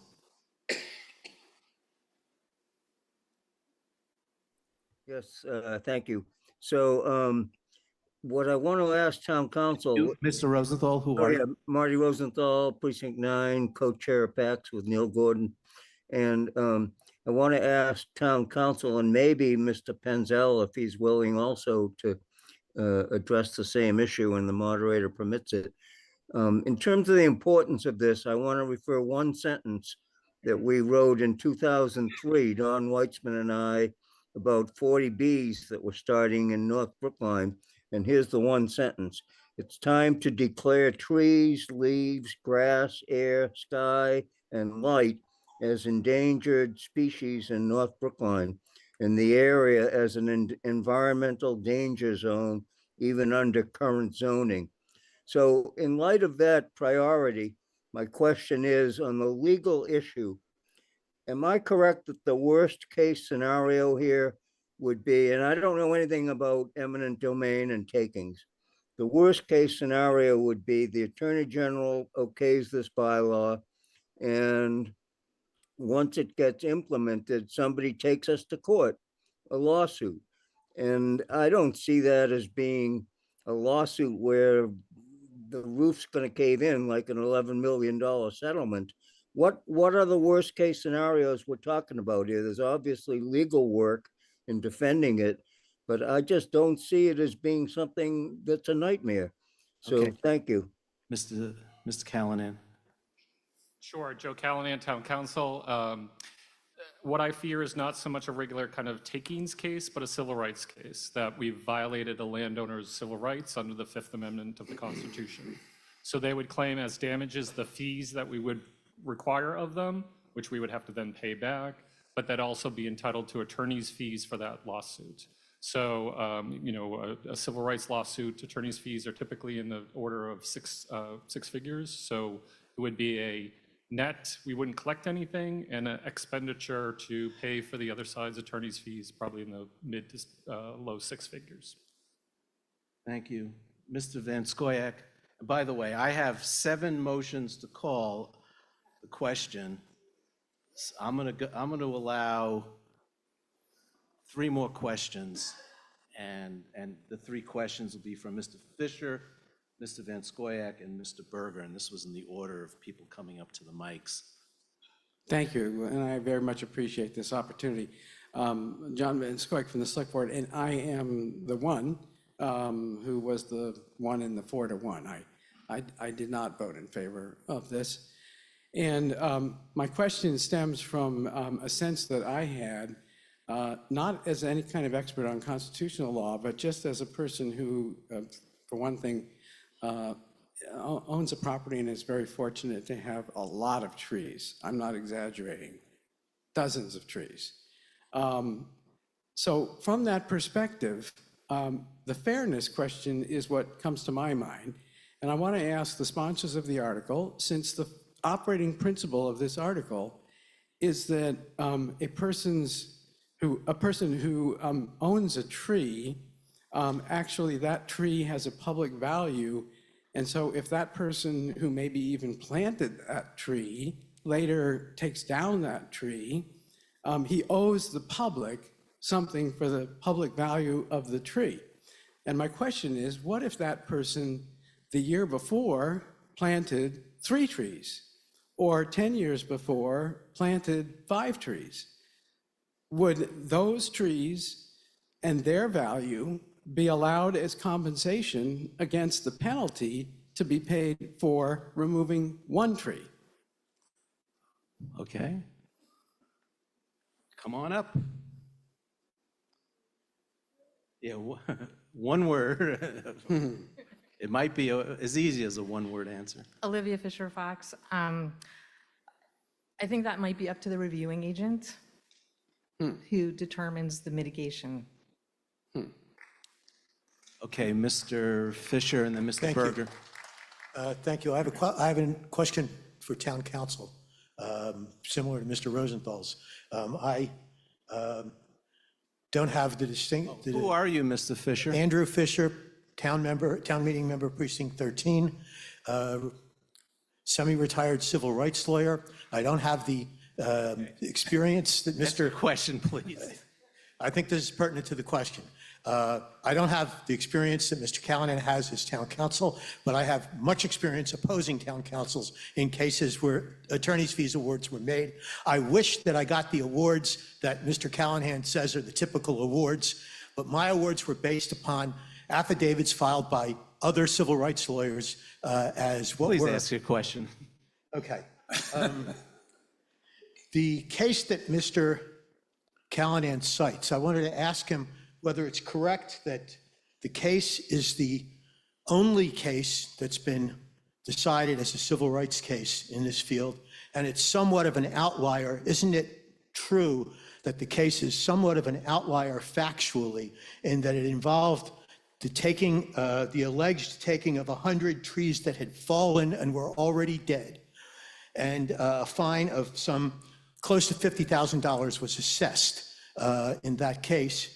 And that's a factual situation that's not going to exist in in Brookline.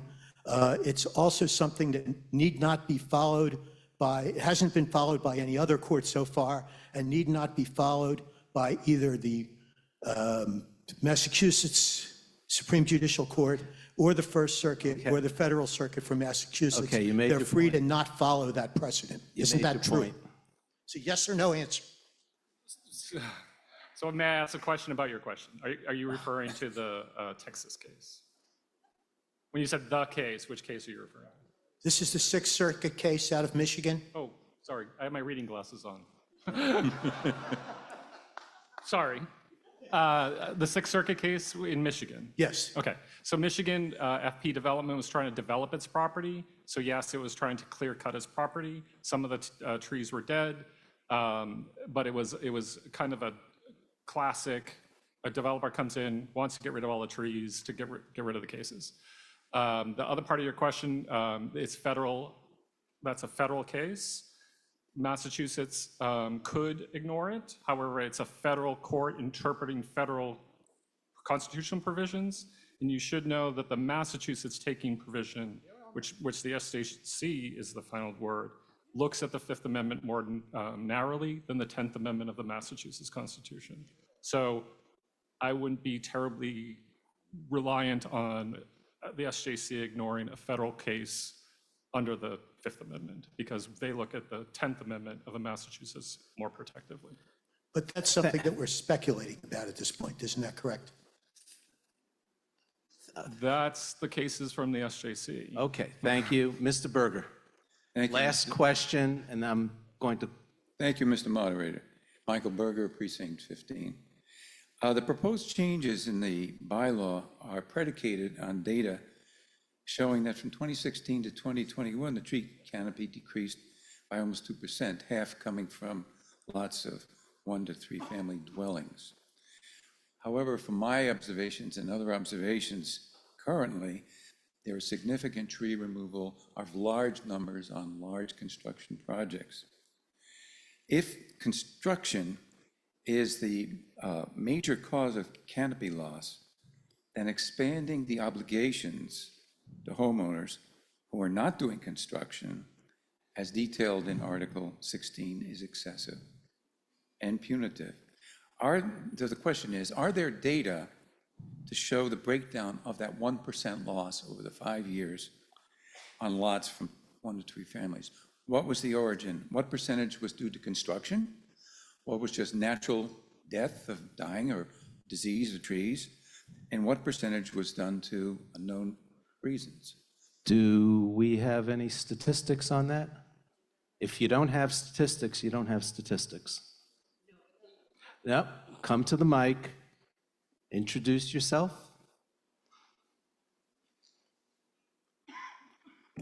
Catherine Donaher, Precinct 2. In the Urban Forest Climate Resiliency Master Plan, there is data from LIDAR, which is the drone pictures that are taken of the canopy. And we don't have detailed information, we have more collective information. And what it says is that more than 50% of the canopy loss occurs on 1, 2, and 3 family residential properties. So that has been documented in that report. Right, but it's not whether it's construction or just, what is the source of that? The LiDAR doesn't give us that information. We don't have that information. Do we have any information from 2021 to present? Not to my knowledge, No. unless the town has some. Okay, we don't have the stats, No. Mr. Berger. Okay, so the question has been called. Let me read you the speaker list. All of them in favor? Mr. Point of order, Yes? can we make a comment regarding town council's assertion of illegality? That will No, take 2 seconds. that's not a point of order. Or just to point out that, No. okay. No. The folks on the speaker list are Mr. Lynn Jones, Ms. Heller, Ms. Knott, Mr. Rodrejo, Ms. Kim Smith, and then we have questions pending from Mr. Hebert, Ms. Roberts, Ms. Friedman, and Mr. Bowman. So that's the question. Those are the folks with questions, speakers, and I think we're ready for a vote. Oh, who's moving the question? It's Mr. Sandman and seconded by Ms. Priestley.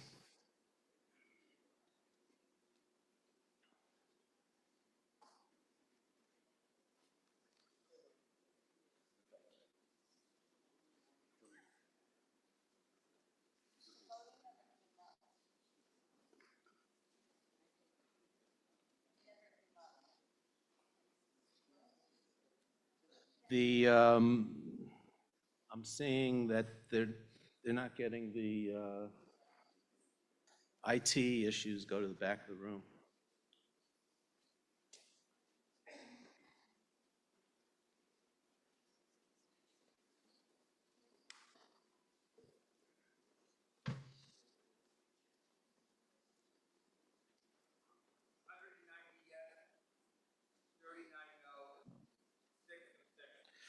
Motion to call the question passes 190 yes, 39 no, 6 abstentions.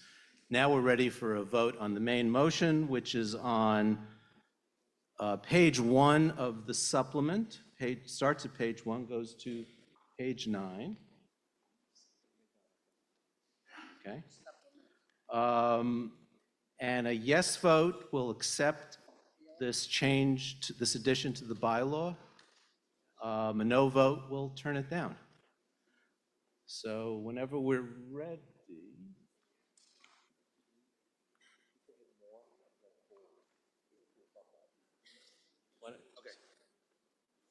If you don't see the voting slide, if you click on More on the bottom, and then you'll should see a menu for polls, which you'll only see when the poll is active. It should bring the slide to the front. So you hit More and then Polls, and you should receive the voting slide. There's a More button right on the bottom of the... What is More? What icon is More? The one that says More on the bottom of the screen. It's 3 dots. Yes, it's... 3 dots with a circle. Yeah. On your tablet, at the bottom of the tablet, there are 3 dots with the word More underneath it. If your card does not show up, if you tap that, there'll be an option to select the poll, and that should bring the poll up. If you're having technical issues, IT is in the back who can help out. And even if we end tonight, we do not dissolve the meeting until 5 p.m. tomorrow. So you can send me an email stating the technical issue, the motion, and what you wanted to do to get your vote corrected. So you should be able to do that. Point of order. Point of order. What's up? Mr. Moderator, could you please just ask a informal raise of hands of how many people are unable to vote? A lot of people. There's no. Were you able to vote on the motion to call the question? Okay, that was the question. So who was not able to vote on the motion to call the question? I see just a couple. So if that happens to you, when the poll comes up, the poll is hiding behind the window. So all you need to do is bring it forward. The way to bring it forward is you press that More button and then poll. Yes.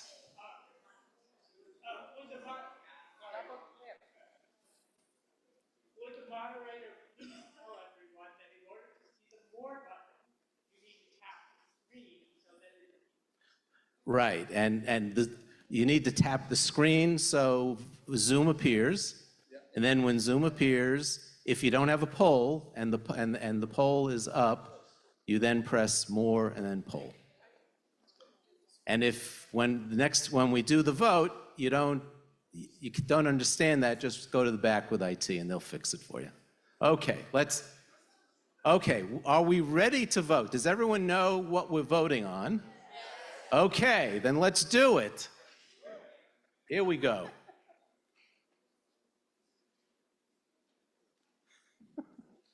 That was harder than it needed to be.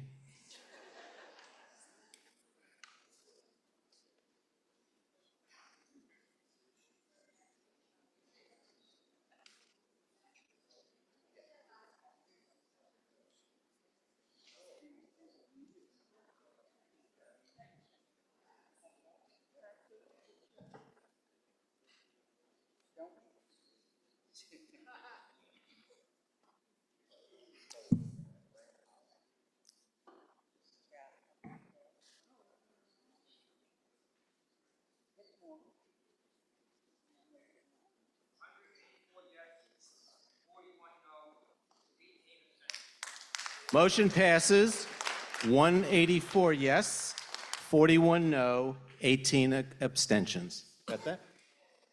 Okay, now we're moving back to Article 15.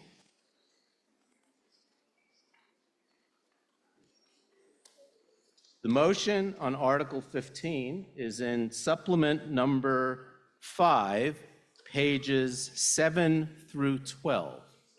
And this is an article that's gone through a number of iterations during the vetting process that you're going to hear about. And it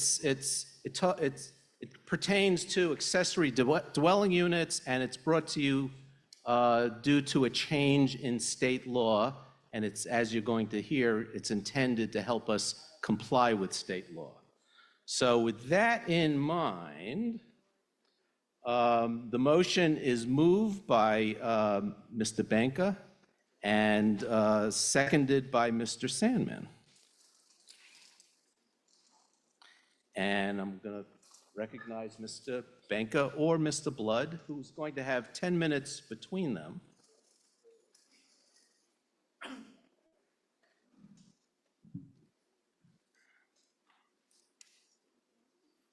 Good evening.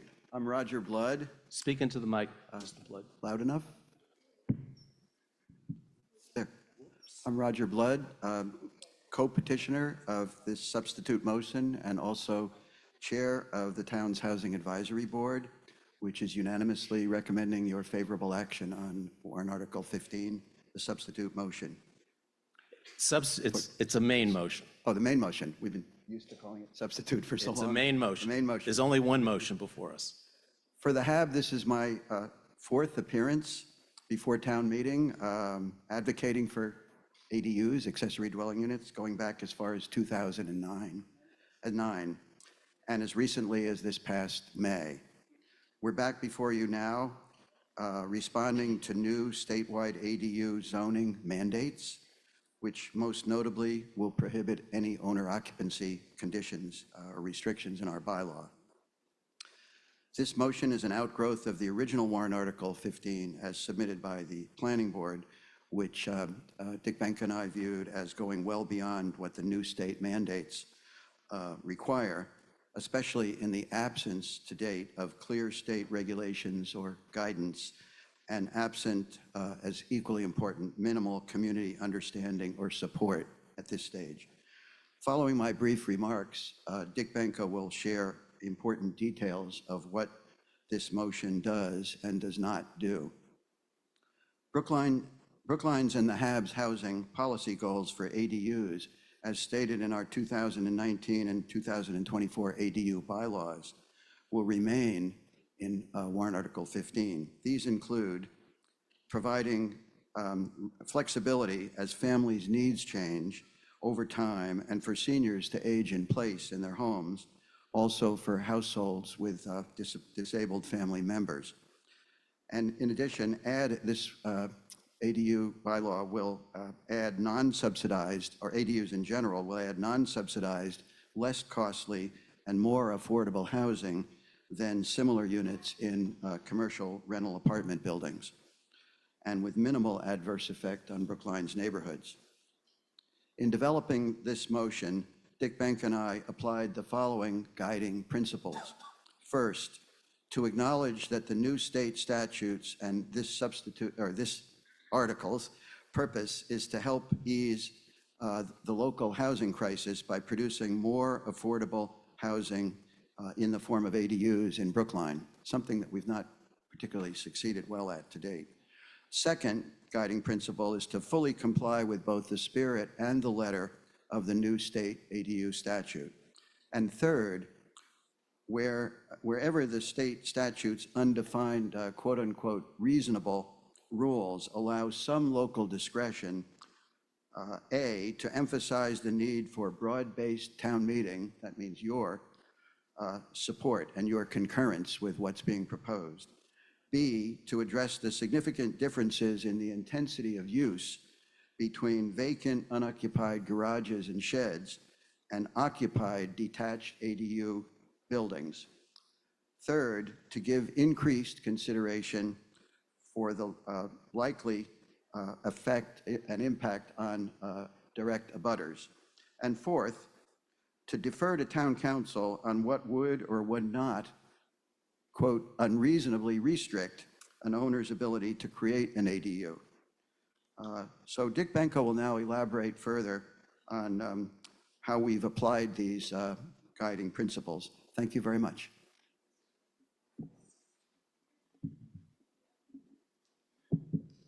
Thank you.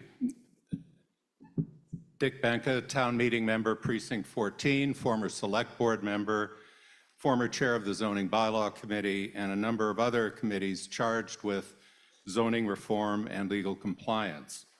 Roger Blood and I were each concerned with problems in the original warrant article. The original warrant article, for example, had by right side yard and rear yard setbacks of only 6 feet for ADUs across the entire town, eliminated all FAR, floor area ratio limits on massing, and eliminated all open space requirements when ADUs were involved. In working with the planning department and with the advice of town council, we sought a balance between compliance as required with the State Affordable Homes Act by February 25th, or February 2nd, I'm sorry, and enabling the creation of ADUs on single-family lots and providing reasonable protections for abutters and neighborhoods. With one amendment, our substitute motion has now become the main motion before you, supported by the Select Board and the Advisory Committee, and viewed favorably by the Housing Advisory Board, Planning Board, Brookline by Design, and Brookline for Everyone. The state has not yet issued guidelines under the Affordable Homes Act, for example, on whether more than one ADU must be allowed per lot. Also, the bylaw will have to be tested in practice. It's therefore conceivable that we will be back at some point in the future to update this. Next slide, please. But for now, we believe we meet or exceed state law in a number of respects. Under state law, we can no longer require owner occupancy, which of course opens the door to absentee developers and absentee landlords. But we can prohibit short-term rentals. That is okay under state law, and we do that. Also, by special permit, we allow expansion of ADUs beyond the state-defined square footage. We do not impose additional parking requirements even where we could. Next slide, please. We expand the allowable FAR to 130% of what would be permitted for a single-family dwelling. As proposed in the original article, we increase the allowable height of a detached building that contains an ADU, permitting usable living space on the second floor. We relax the calculation of required open space, and we permit 2-story exterior stairs to allow the conversion of third-floor spaces in the principal dwelling. Next slide, please. A great deal of discussion revolved around setbacks. From the get-go, we viewed the 6-foot setback as not tenable, That is the existing bylaw setback for so-called accessory buildings, a garage, a tool shed, a garden shed. It was obvious that an occupied building is not equivalent in terms of greater activity, noise, light, cooking, and potential invasion of abutter privacy to a bag of grass seed. So we sought a reasonable middle ground on setbacks.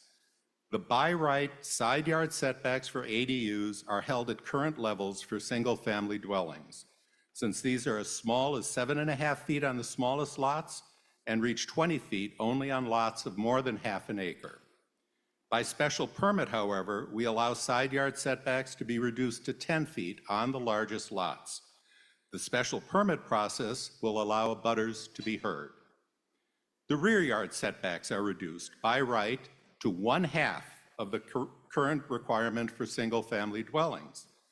By special permit, they can be reduced further in the larger lot districts, again, only with the opportunity for abutters to be heard. Next slide, please. Concurrently, we introduce a number of provisions designed to protect abutters and the fabric of neighborhoods. We recognize that there are a number of historic carriage houses and garages that may be close to property lines, but which residents would like to see preserved. They can be converted by right to ADUs if their envelope is not expanded, and they meet screening requirements and window limitations. Any expansion or any new detached ADU would have to meet setback and height limits. Small tool sheds or garden sheds not meeting setback requirements could not be parlayed into ADU conversions. Screening requirements are imposed. Any abutter-facing facade within 10 feet of a neighboring property is limited in length to 30 feet. Any windows for a detached ADU within 10 feet of a neighboring property must be translucent and not operable to reduce noise transmission and impacts on privacy, unless there is no other way to comply with the building code. Last slide, please. To reduce gaming, there is a 5-year waiting period.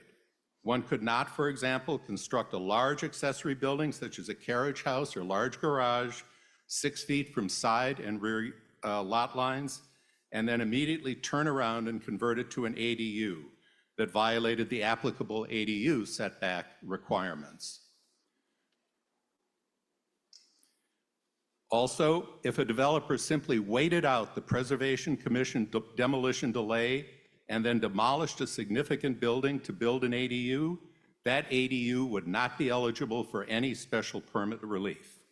And finally, there are permissible ADU footprints on small lots designed to preserve open space while allowing older residents or those with disabilities to live on one floor.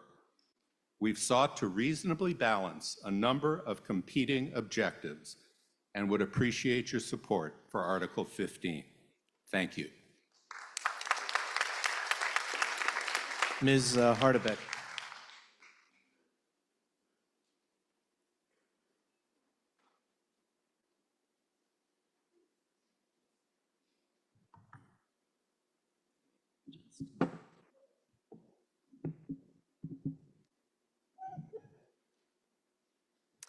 How's this? Can you hear me? Okay. Kelly Hardebeck, town meeting member from Precinct 7 and a member of the advisory committee. Speaking for the advisory committee tonight, who recommends favorable action on warrant Article 15 by a vote of 16 to 1 to 1. Warrant Article 15 is not just about compliance with the state law. It's about preserving the character of our neighborhoods while embracing much-needed housing solutions. The advisory committee felt the motion under warrant Article 15 strikes a careful balance between enabling new housing options, protecting neighborhood privacy and aesthetic. The article allows homeowners to build detached ADUs up to 900 square feet by right, with reasonable height and setback limits that protect privacy and open space. It mandates privacy screening and restricts windows facing neighboring properties to ensure minimal impact on those neighbors. These provisions address the concerns about congestion, noise, and privacy, while allowing us much-needed housing flexibility. In conclusion, warrant Article 15 is a well-balanced proposal that addresses the need for more diverse housing options and the concerns of our community. It allows us to comply with state law while maintaining control over how ADUs are integrated into our neighborhood. I hope you will join me and the advisory committee by voting favorable action on warrant Article 15. Thank you. Thank you. Mr. Sandman?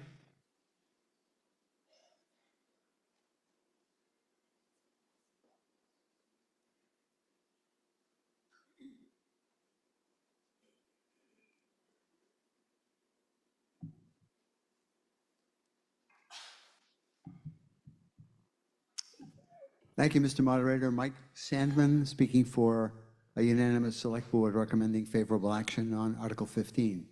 The discussion of accessory dwelling units, or ADUs, goes back to a time when ADUs were considered by some to be a potential blight on a neighborhood. And got some slides. There we go. Thank you. Attitudes change. Today, we view ADUs as one of the ways to add affordable housing units. Thus, the legislature passed a bill requiring that municipalities allow the construction of ADUs, just as state law requires leeway for childcare and solar power installations and so forth. The law does allow municipalities to impose reasonable, quote, reasonable regulations, but offers no guidance on what would be considered reasonable. Next slide, please. There we go. Article 15 was drafted by the Planning Department with an eye towards steering clear of any concerns about what is reasonable, so it allowed a broad range of ADU configurations. A more restrictive version was offered by Roger Blood and Dick Benka, and the Select Board asked the Planning Department to work with them to develop a consensus. The result is the motion we're voting on tonight, which reflects the work and cooperation of both the planning staff and Mr. Blood and Mr. Benka, for which we're quite grateful. The Advisory Committee's report does an excellent job of explaining the details in the motion, but here's an example of what we can expect. Next slide, please. Give you a look at that. And the next slide, please. The Select Board believes that the motion for Article 15 represents a reasonable set of regulations for ADUs. Following last night's meeting and the votes that we had on zoning, I wanted to reassure the staff of the Planning Department that whatever the votes were on zoning, we love them. Please join, yes, applause.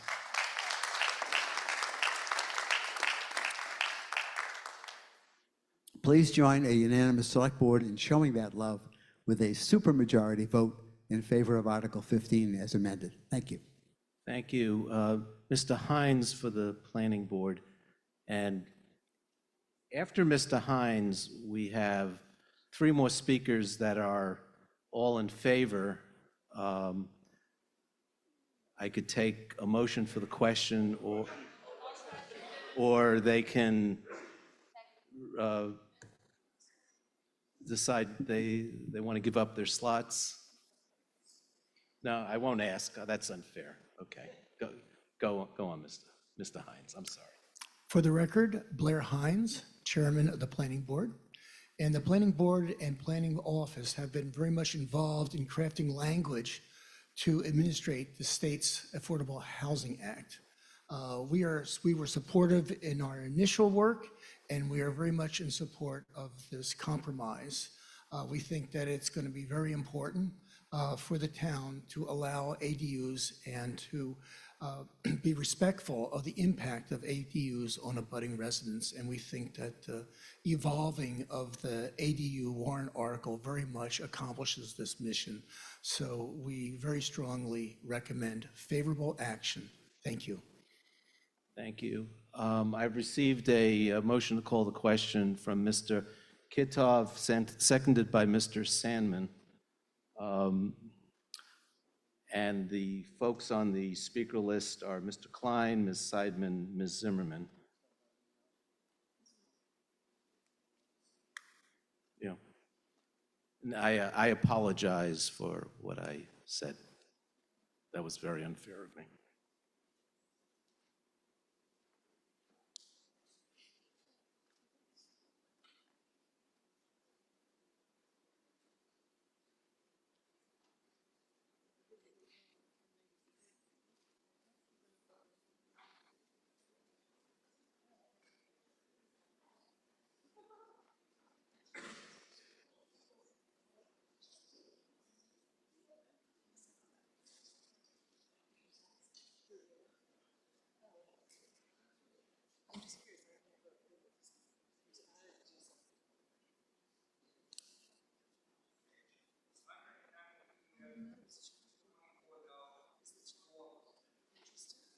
Motion passes 192 yes, 24 no, 4 abstentions. We're now ready for the main motion, which is on supplement 5, pages 7 through 12. And a 2/3 vote is going to be required. And you may ask, well, aren't voting for ADUs, that's part of one of the prongs of housing choice. But in analyzing this very complex zoning bylaw, there are things that go beyond what housing choice would allow us to have a majority vote. So we're going to have a 2/3 vote required. So a yes vote is to accept the zoning change, and a no vote is to turn it down and keep the status quo, and we won't be in compliance with state law. Ready?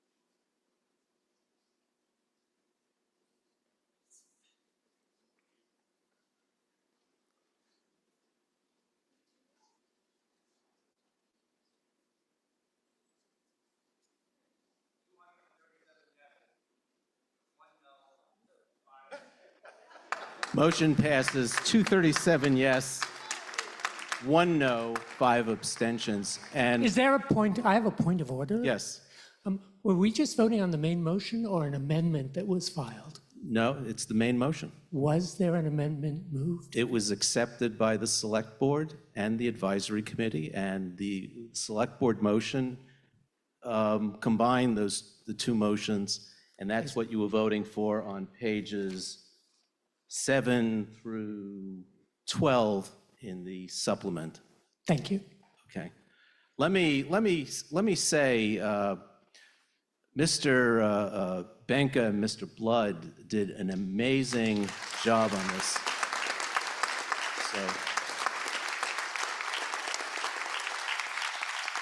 and the interesting thing is, I was asked as they were going through it, I was asked whether or not the changes were within scope, and it took me, I probably had 15 hours going through the zoning and trying to figure out what was within scope and what was not in scope. But it was a very detailed, intense effort. It was truly amazing. So thank you. And before we move on to Article 19, I just want to say a little something about the motion to call, and I guess it was Article 18. I took it, and in so doing, we didn't see a video by some sixth graders on the topic, and the email that told me that the sixth graders would be presenting the video in lieu of one of the speakers was sent to me at 6:10 on Tuesday as I was getting ready for this town meeting, and I was nervous as hell. So it didn't register that that's what was going to happen. So I apologize for that, and stuff happens, I guess. So I know we have some disappointed sixth graders, but can you email us the link, please? So we'll ask Mr. Golden to email the link. Yeah. Okay. So now we're moving on to Article 19. And this is a resolution regarding Jewish American Heritage Month. And the main motion is on pages 19.3 to 19.4, and it's moved by Mr. Gladstone and seconded by Mr. Perlman. So Mr. Gladstone and Mr. Burstein, who are the sponsors, have 6 minutes. And we will not need them, thank you, but we'll use some of them. Thank you, Mr. Moderator. I am Michael A. Burstein, Town Meeting Member, Precinct 12, along with Scott Gladstone, Town Meeting Member, Precinct 16. Scott and I are delighted to present Article 19 to Town Meeting, a resolution that would take Jewish American Heritage Month, first established by the United States in 2006, and more formally establish it in Brookline. Up until now, Jewish American Heritage Month has in fact been acknowledged in town, usually by a vote of the Select Board, but that is possibly news to you since Select Board proclamations don't always get as much attention as town meeting resolutions. Scott and I felt that the time had come for such a resolution. One of the joys of living in Brookline is our town's commitment to celebrating our diversity. 2 years ago, this town meeting approved a resolution for AAPI Month, and in previous years, we voted to establish Martin Luther King Day and Indigenous Peoples Day observances. Scott and I are grateful for the other groups that paved the way, and we used the AAPI resolution as a model for this one. We were glad to see that the Select Board, the Advisory Committee, and the ODEICR voted to support the article, and that the school committee made a statement in favor. In all cases, the votes were overwhelmingly in favor with no opposition. On a higher level, Jewish American Heritage Month is one of the many heritage and history months that is acknowledged by the US State Department as a federal observance. You may remember I sent an email with a link to the website about these months. That list includes observances such as Black History Month, Women's History Month, Arab American Heritage Month, AAPI Heritage Month, and Hispanic Heritage Month. Our hope is that Brookline could use the State Department list as a guide to moving forward as we continue to celebrate the diversity that we have in our nation and in our town. More specifically, for Jewish American Heritage Month, our resolution advocates for a townwide celebration, for supplemental curriculum for the schools, and for the people of our town to learn about the history, culture, and lives of their Jewish neighbors, classmates, and friends. Earlier this year, the Boston City Council voted in favor of a similar resolution. It seemed appropriate for Brookline to do the same. Probably one of the most important things Jewish American Heritage Month would allow us to do is teach about the diversity within the Jewish community itself. The American Jewish community is not a monolith. There are American Jews of all different races, creeds, and backgrounds. Brookline is and has been home to Jews of color, such as Noah Fay, an advocate against anti-Semitism, who grew up in Coolidge Corner, and to Ferret Berenbaum, a rabbi at Temple Beth Zion in Washington Square. In this very town meeting, maybe in this room, there are town meeting members who are Jewish but not Ashkenazi European. They are Mizrahi Jews, whose families come from millennia-old Jewish communities in North Africa or the Middle East. Their families spoke Judeo-Persian or Judeo-Arabic. If any of this information is new to you, then the need for a Jewish American Heritage Month becomes more evident. Teaching about diverse groups needs to be done in 2 ways. Their experiences need to be integrated into all discussions about tolerance and difference, but their individual group experiences must also be separately discussed so as to celebrate what makes each community unique. It is our hope that being intentional about celebrating a Jewish American Heritage Month will spur learning and conversations all year round. On a personal note, I remember years ago when I was a teacher, one of my colleagues created a presentation on Black History Month for our school. It was a simple slideshow of names, biographies, and photos of important Black Americans. But I recall how the auditorium quieted down as students started to realize just how much Black Americans had contributed to our country. I also recall reading a book on Irish Americans years ago that also listed many names and biographies. When we see lists like these presented right in front of us, when we focus on the contributions of any one particular culture to our great mosaic, it benefits us all. I could provide such a list right now of important Jewish Americans. I shared one such compelling list again to the TMMA list earlier this week. A Jewish American Heritage Month would help us shine a spotlight on people such as Ruth Bader Ginsburg, Betty Friedan, Lillian Wald, Julius Rosenwald, and Ali Reisman. Celebrities aside, we wish to inspire and create opportunities through Jewish American Heritage Month for all of us to learn more about our neighbors. I hope town meeting will join Scott and me and our many supporters and vote in favor. Thank you. Thank you.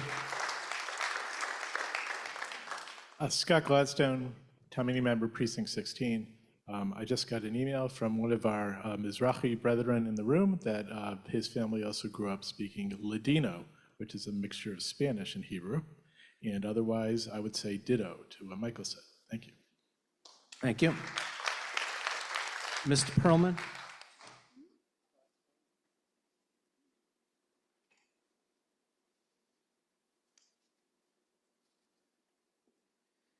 Good evening, David Perlman, Select Board, speaking on behalf of the Select Board. Article 19 is a petitioned resolution that urges the town to declare May as Jewish American Heritage Month in Brookline. This would match the timing of Jewish American Heritage Month at the national level, established in 2006. Warrant Article 19 would recognize Jewish American Heritage Month in a manner similar to which the town recognizes and celebrates Asian American and Pacific Islander Heritage Month. It also would follow in its formational procedural footsteps.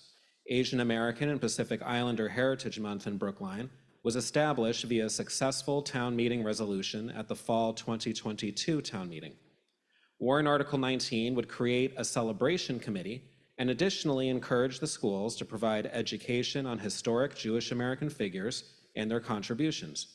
The celebration committee would not rely on town staff. It would organize a variety of activities designed to enrich, enliven, and educate about the history, culture, and lives of Jewish Americans, including those right here in Brookline. The Select Board recommends favorable action by a vote of 4 in favor, 0 opposed, and 1 abstention. Thank you. Mr. Gordon?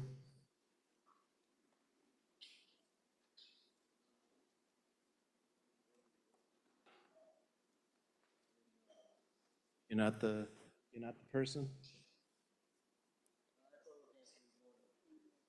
Oh, is Mr. Buono prepared to? Without lengthy explanation, Neil Gordon, Precinct 1 Town Meeting member, speaking for the Advisory Committee, which recommends favorable action by a vote of 24 to 0 to 0. Thank you. Mr. Rosenthal, who's remote? And Mr. Kitov is next, and he's the last speaker signed up. Thank you, minutes. Marty Rosenthal, Precinct 9, former Select Board member and co-chair of PACS. I've actually written enough of what I want to talk about, the connection between anti-Zionism and anti-Semitism. So I'm actually going to yield my time to the next speaker. And I'm sure that will get a little bit of applause. And you can spare the applause. Thank you. Mr. Kitov, you have 3 minutes. You don't get the additional time. Ravi Kitov, town meeting members, precinct 6. I think there must have been a confusion. I signed up to speak on 20, not on 19. Oh, I'm sorry about that. Well, that's all I have. So we're ready for a vote of the question. And the motion is on page 19.3 through 19.4. And a yes vote will establish a Jewish American Heritage Month in the town of Brookline, and a no vote won't.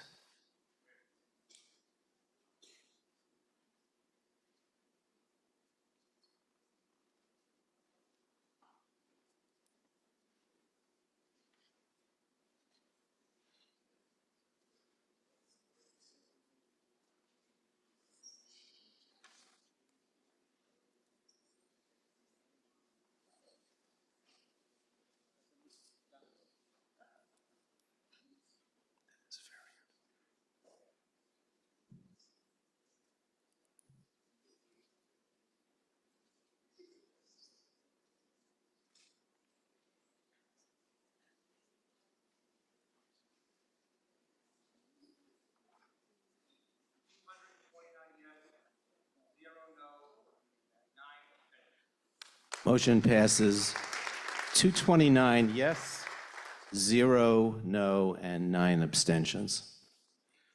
And this brings us to Article 20. And we have a similar voting circumstance that we had in the spring.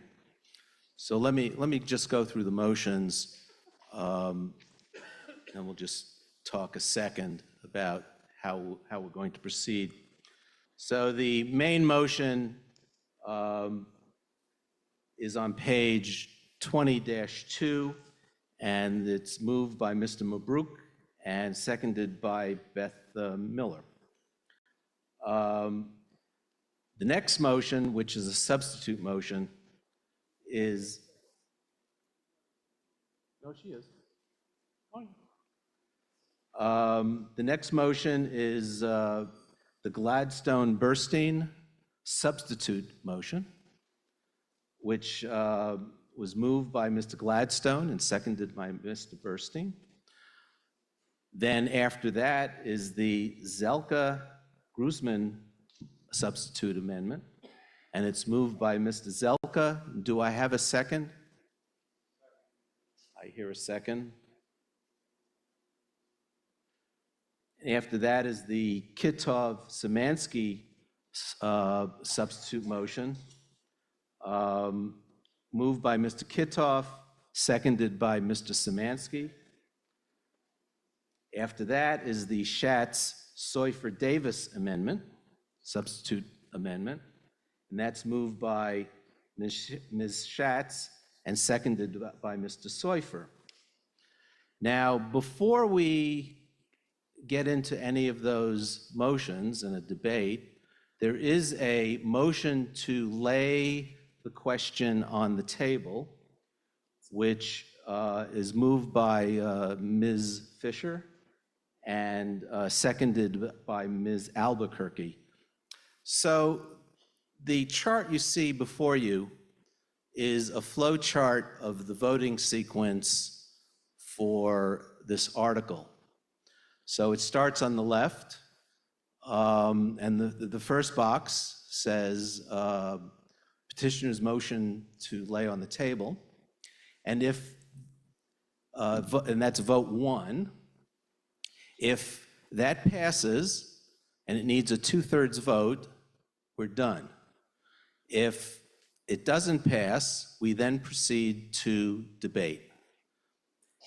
When the debate is, after I've gone through the speaker list or the motion is called, the voting sequence would then proceed. First, the Gladstone-Burstein substitute. If that passes, we then would vote that the main motion. If it doesn't pass, we move to the Zelka-Grusman amendment. If that passes, it becomes the main motion. If it doesn't, we then go to the Kitov-Szymanski substitute.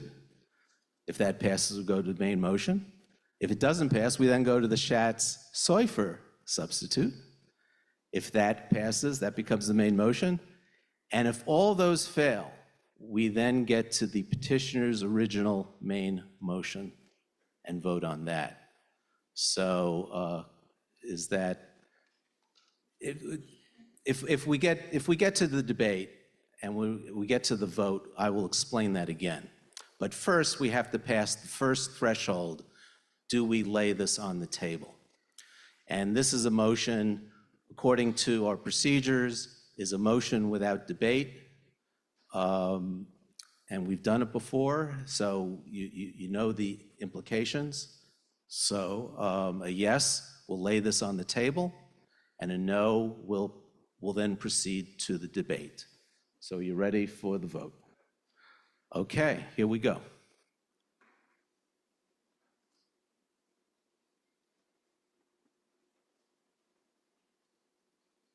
Two-thirds, I did.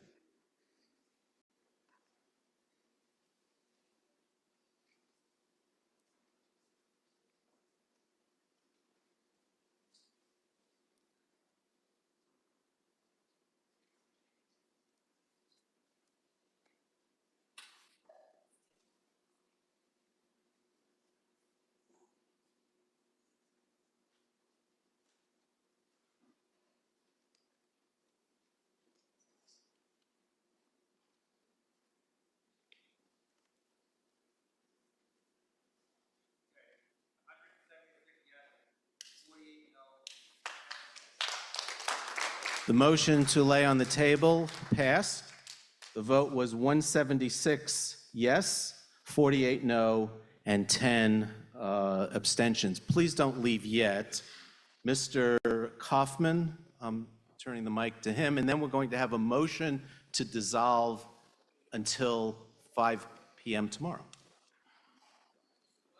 Thank you, Mr. Moderator. I'm Ben Kaufman. I'm the town clerk. Before we go, and recognizing that I am the one thing now actually standing between all of you going home, I want to make sure we take a moment to appreciate all of the town staff who have made our town meeting occur.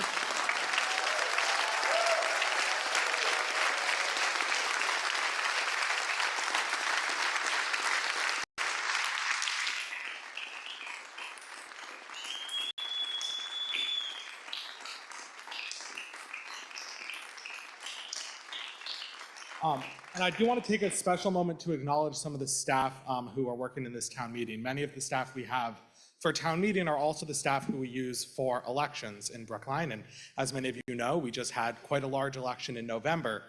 What you might not realize is while the election ended on November 5th, we have to continue to count ballots for quite a time, and the election was not certified until yesterday.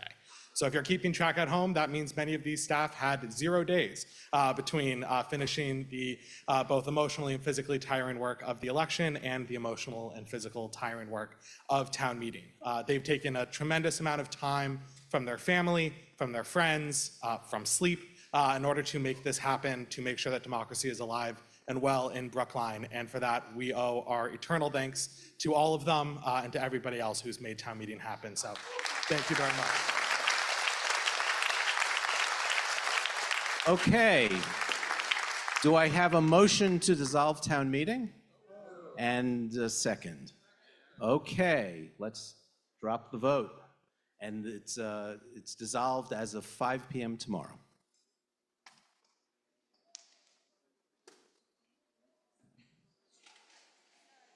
I have a feeling this one's going to pass.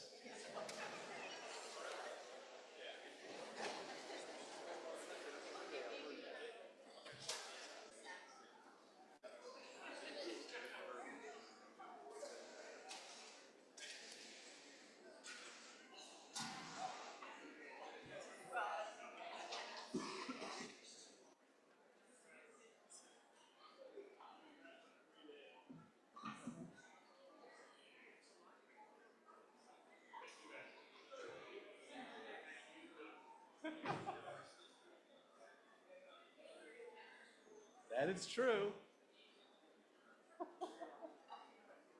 225-02. And the motion does in fact pass, 225-02.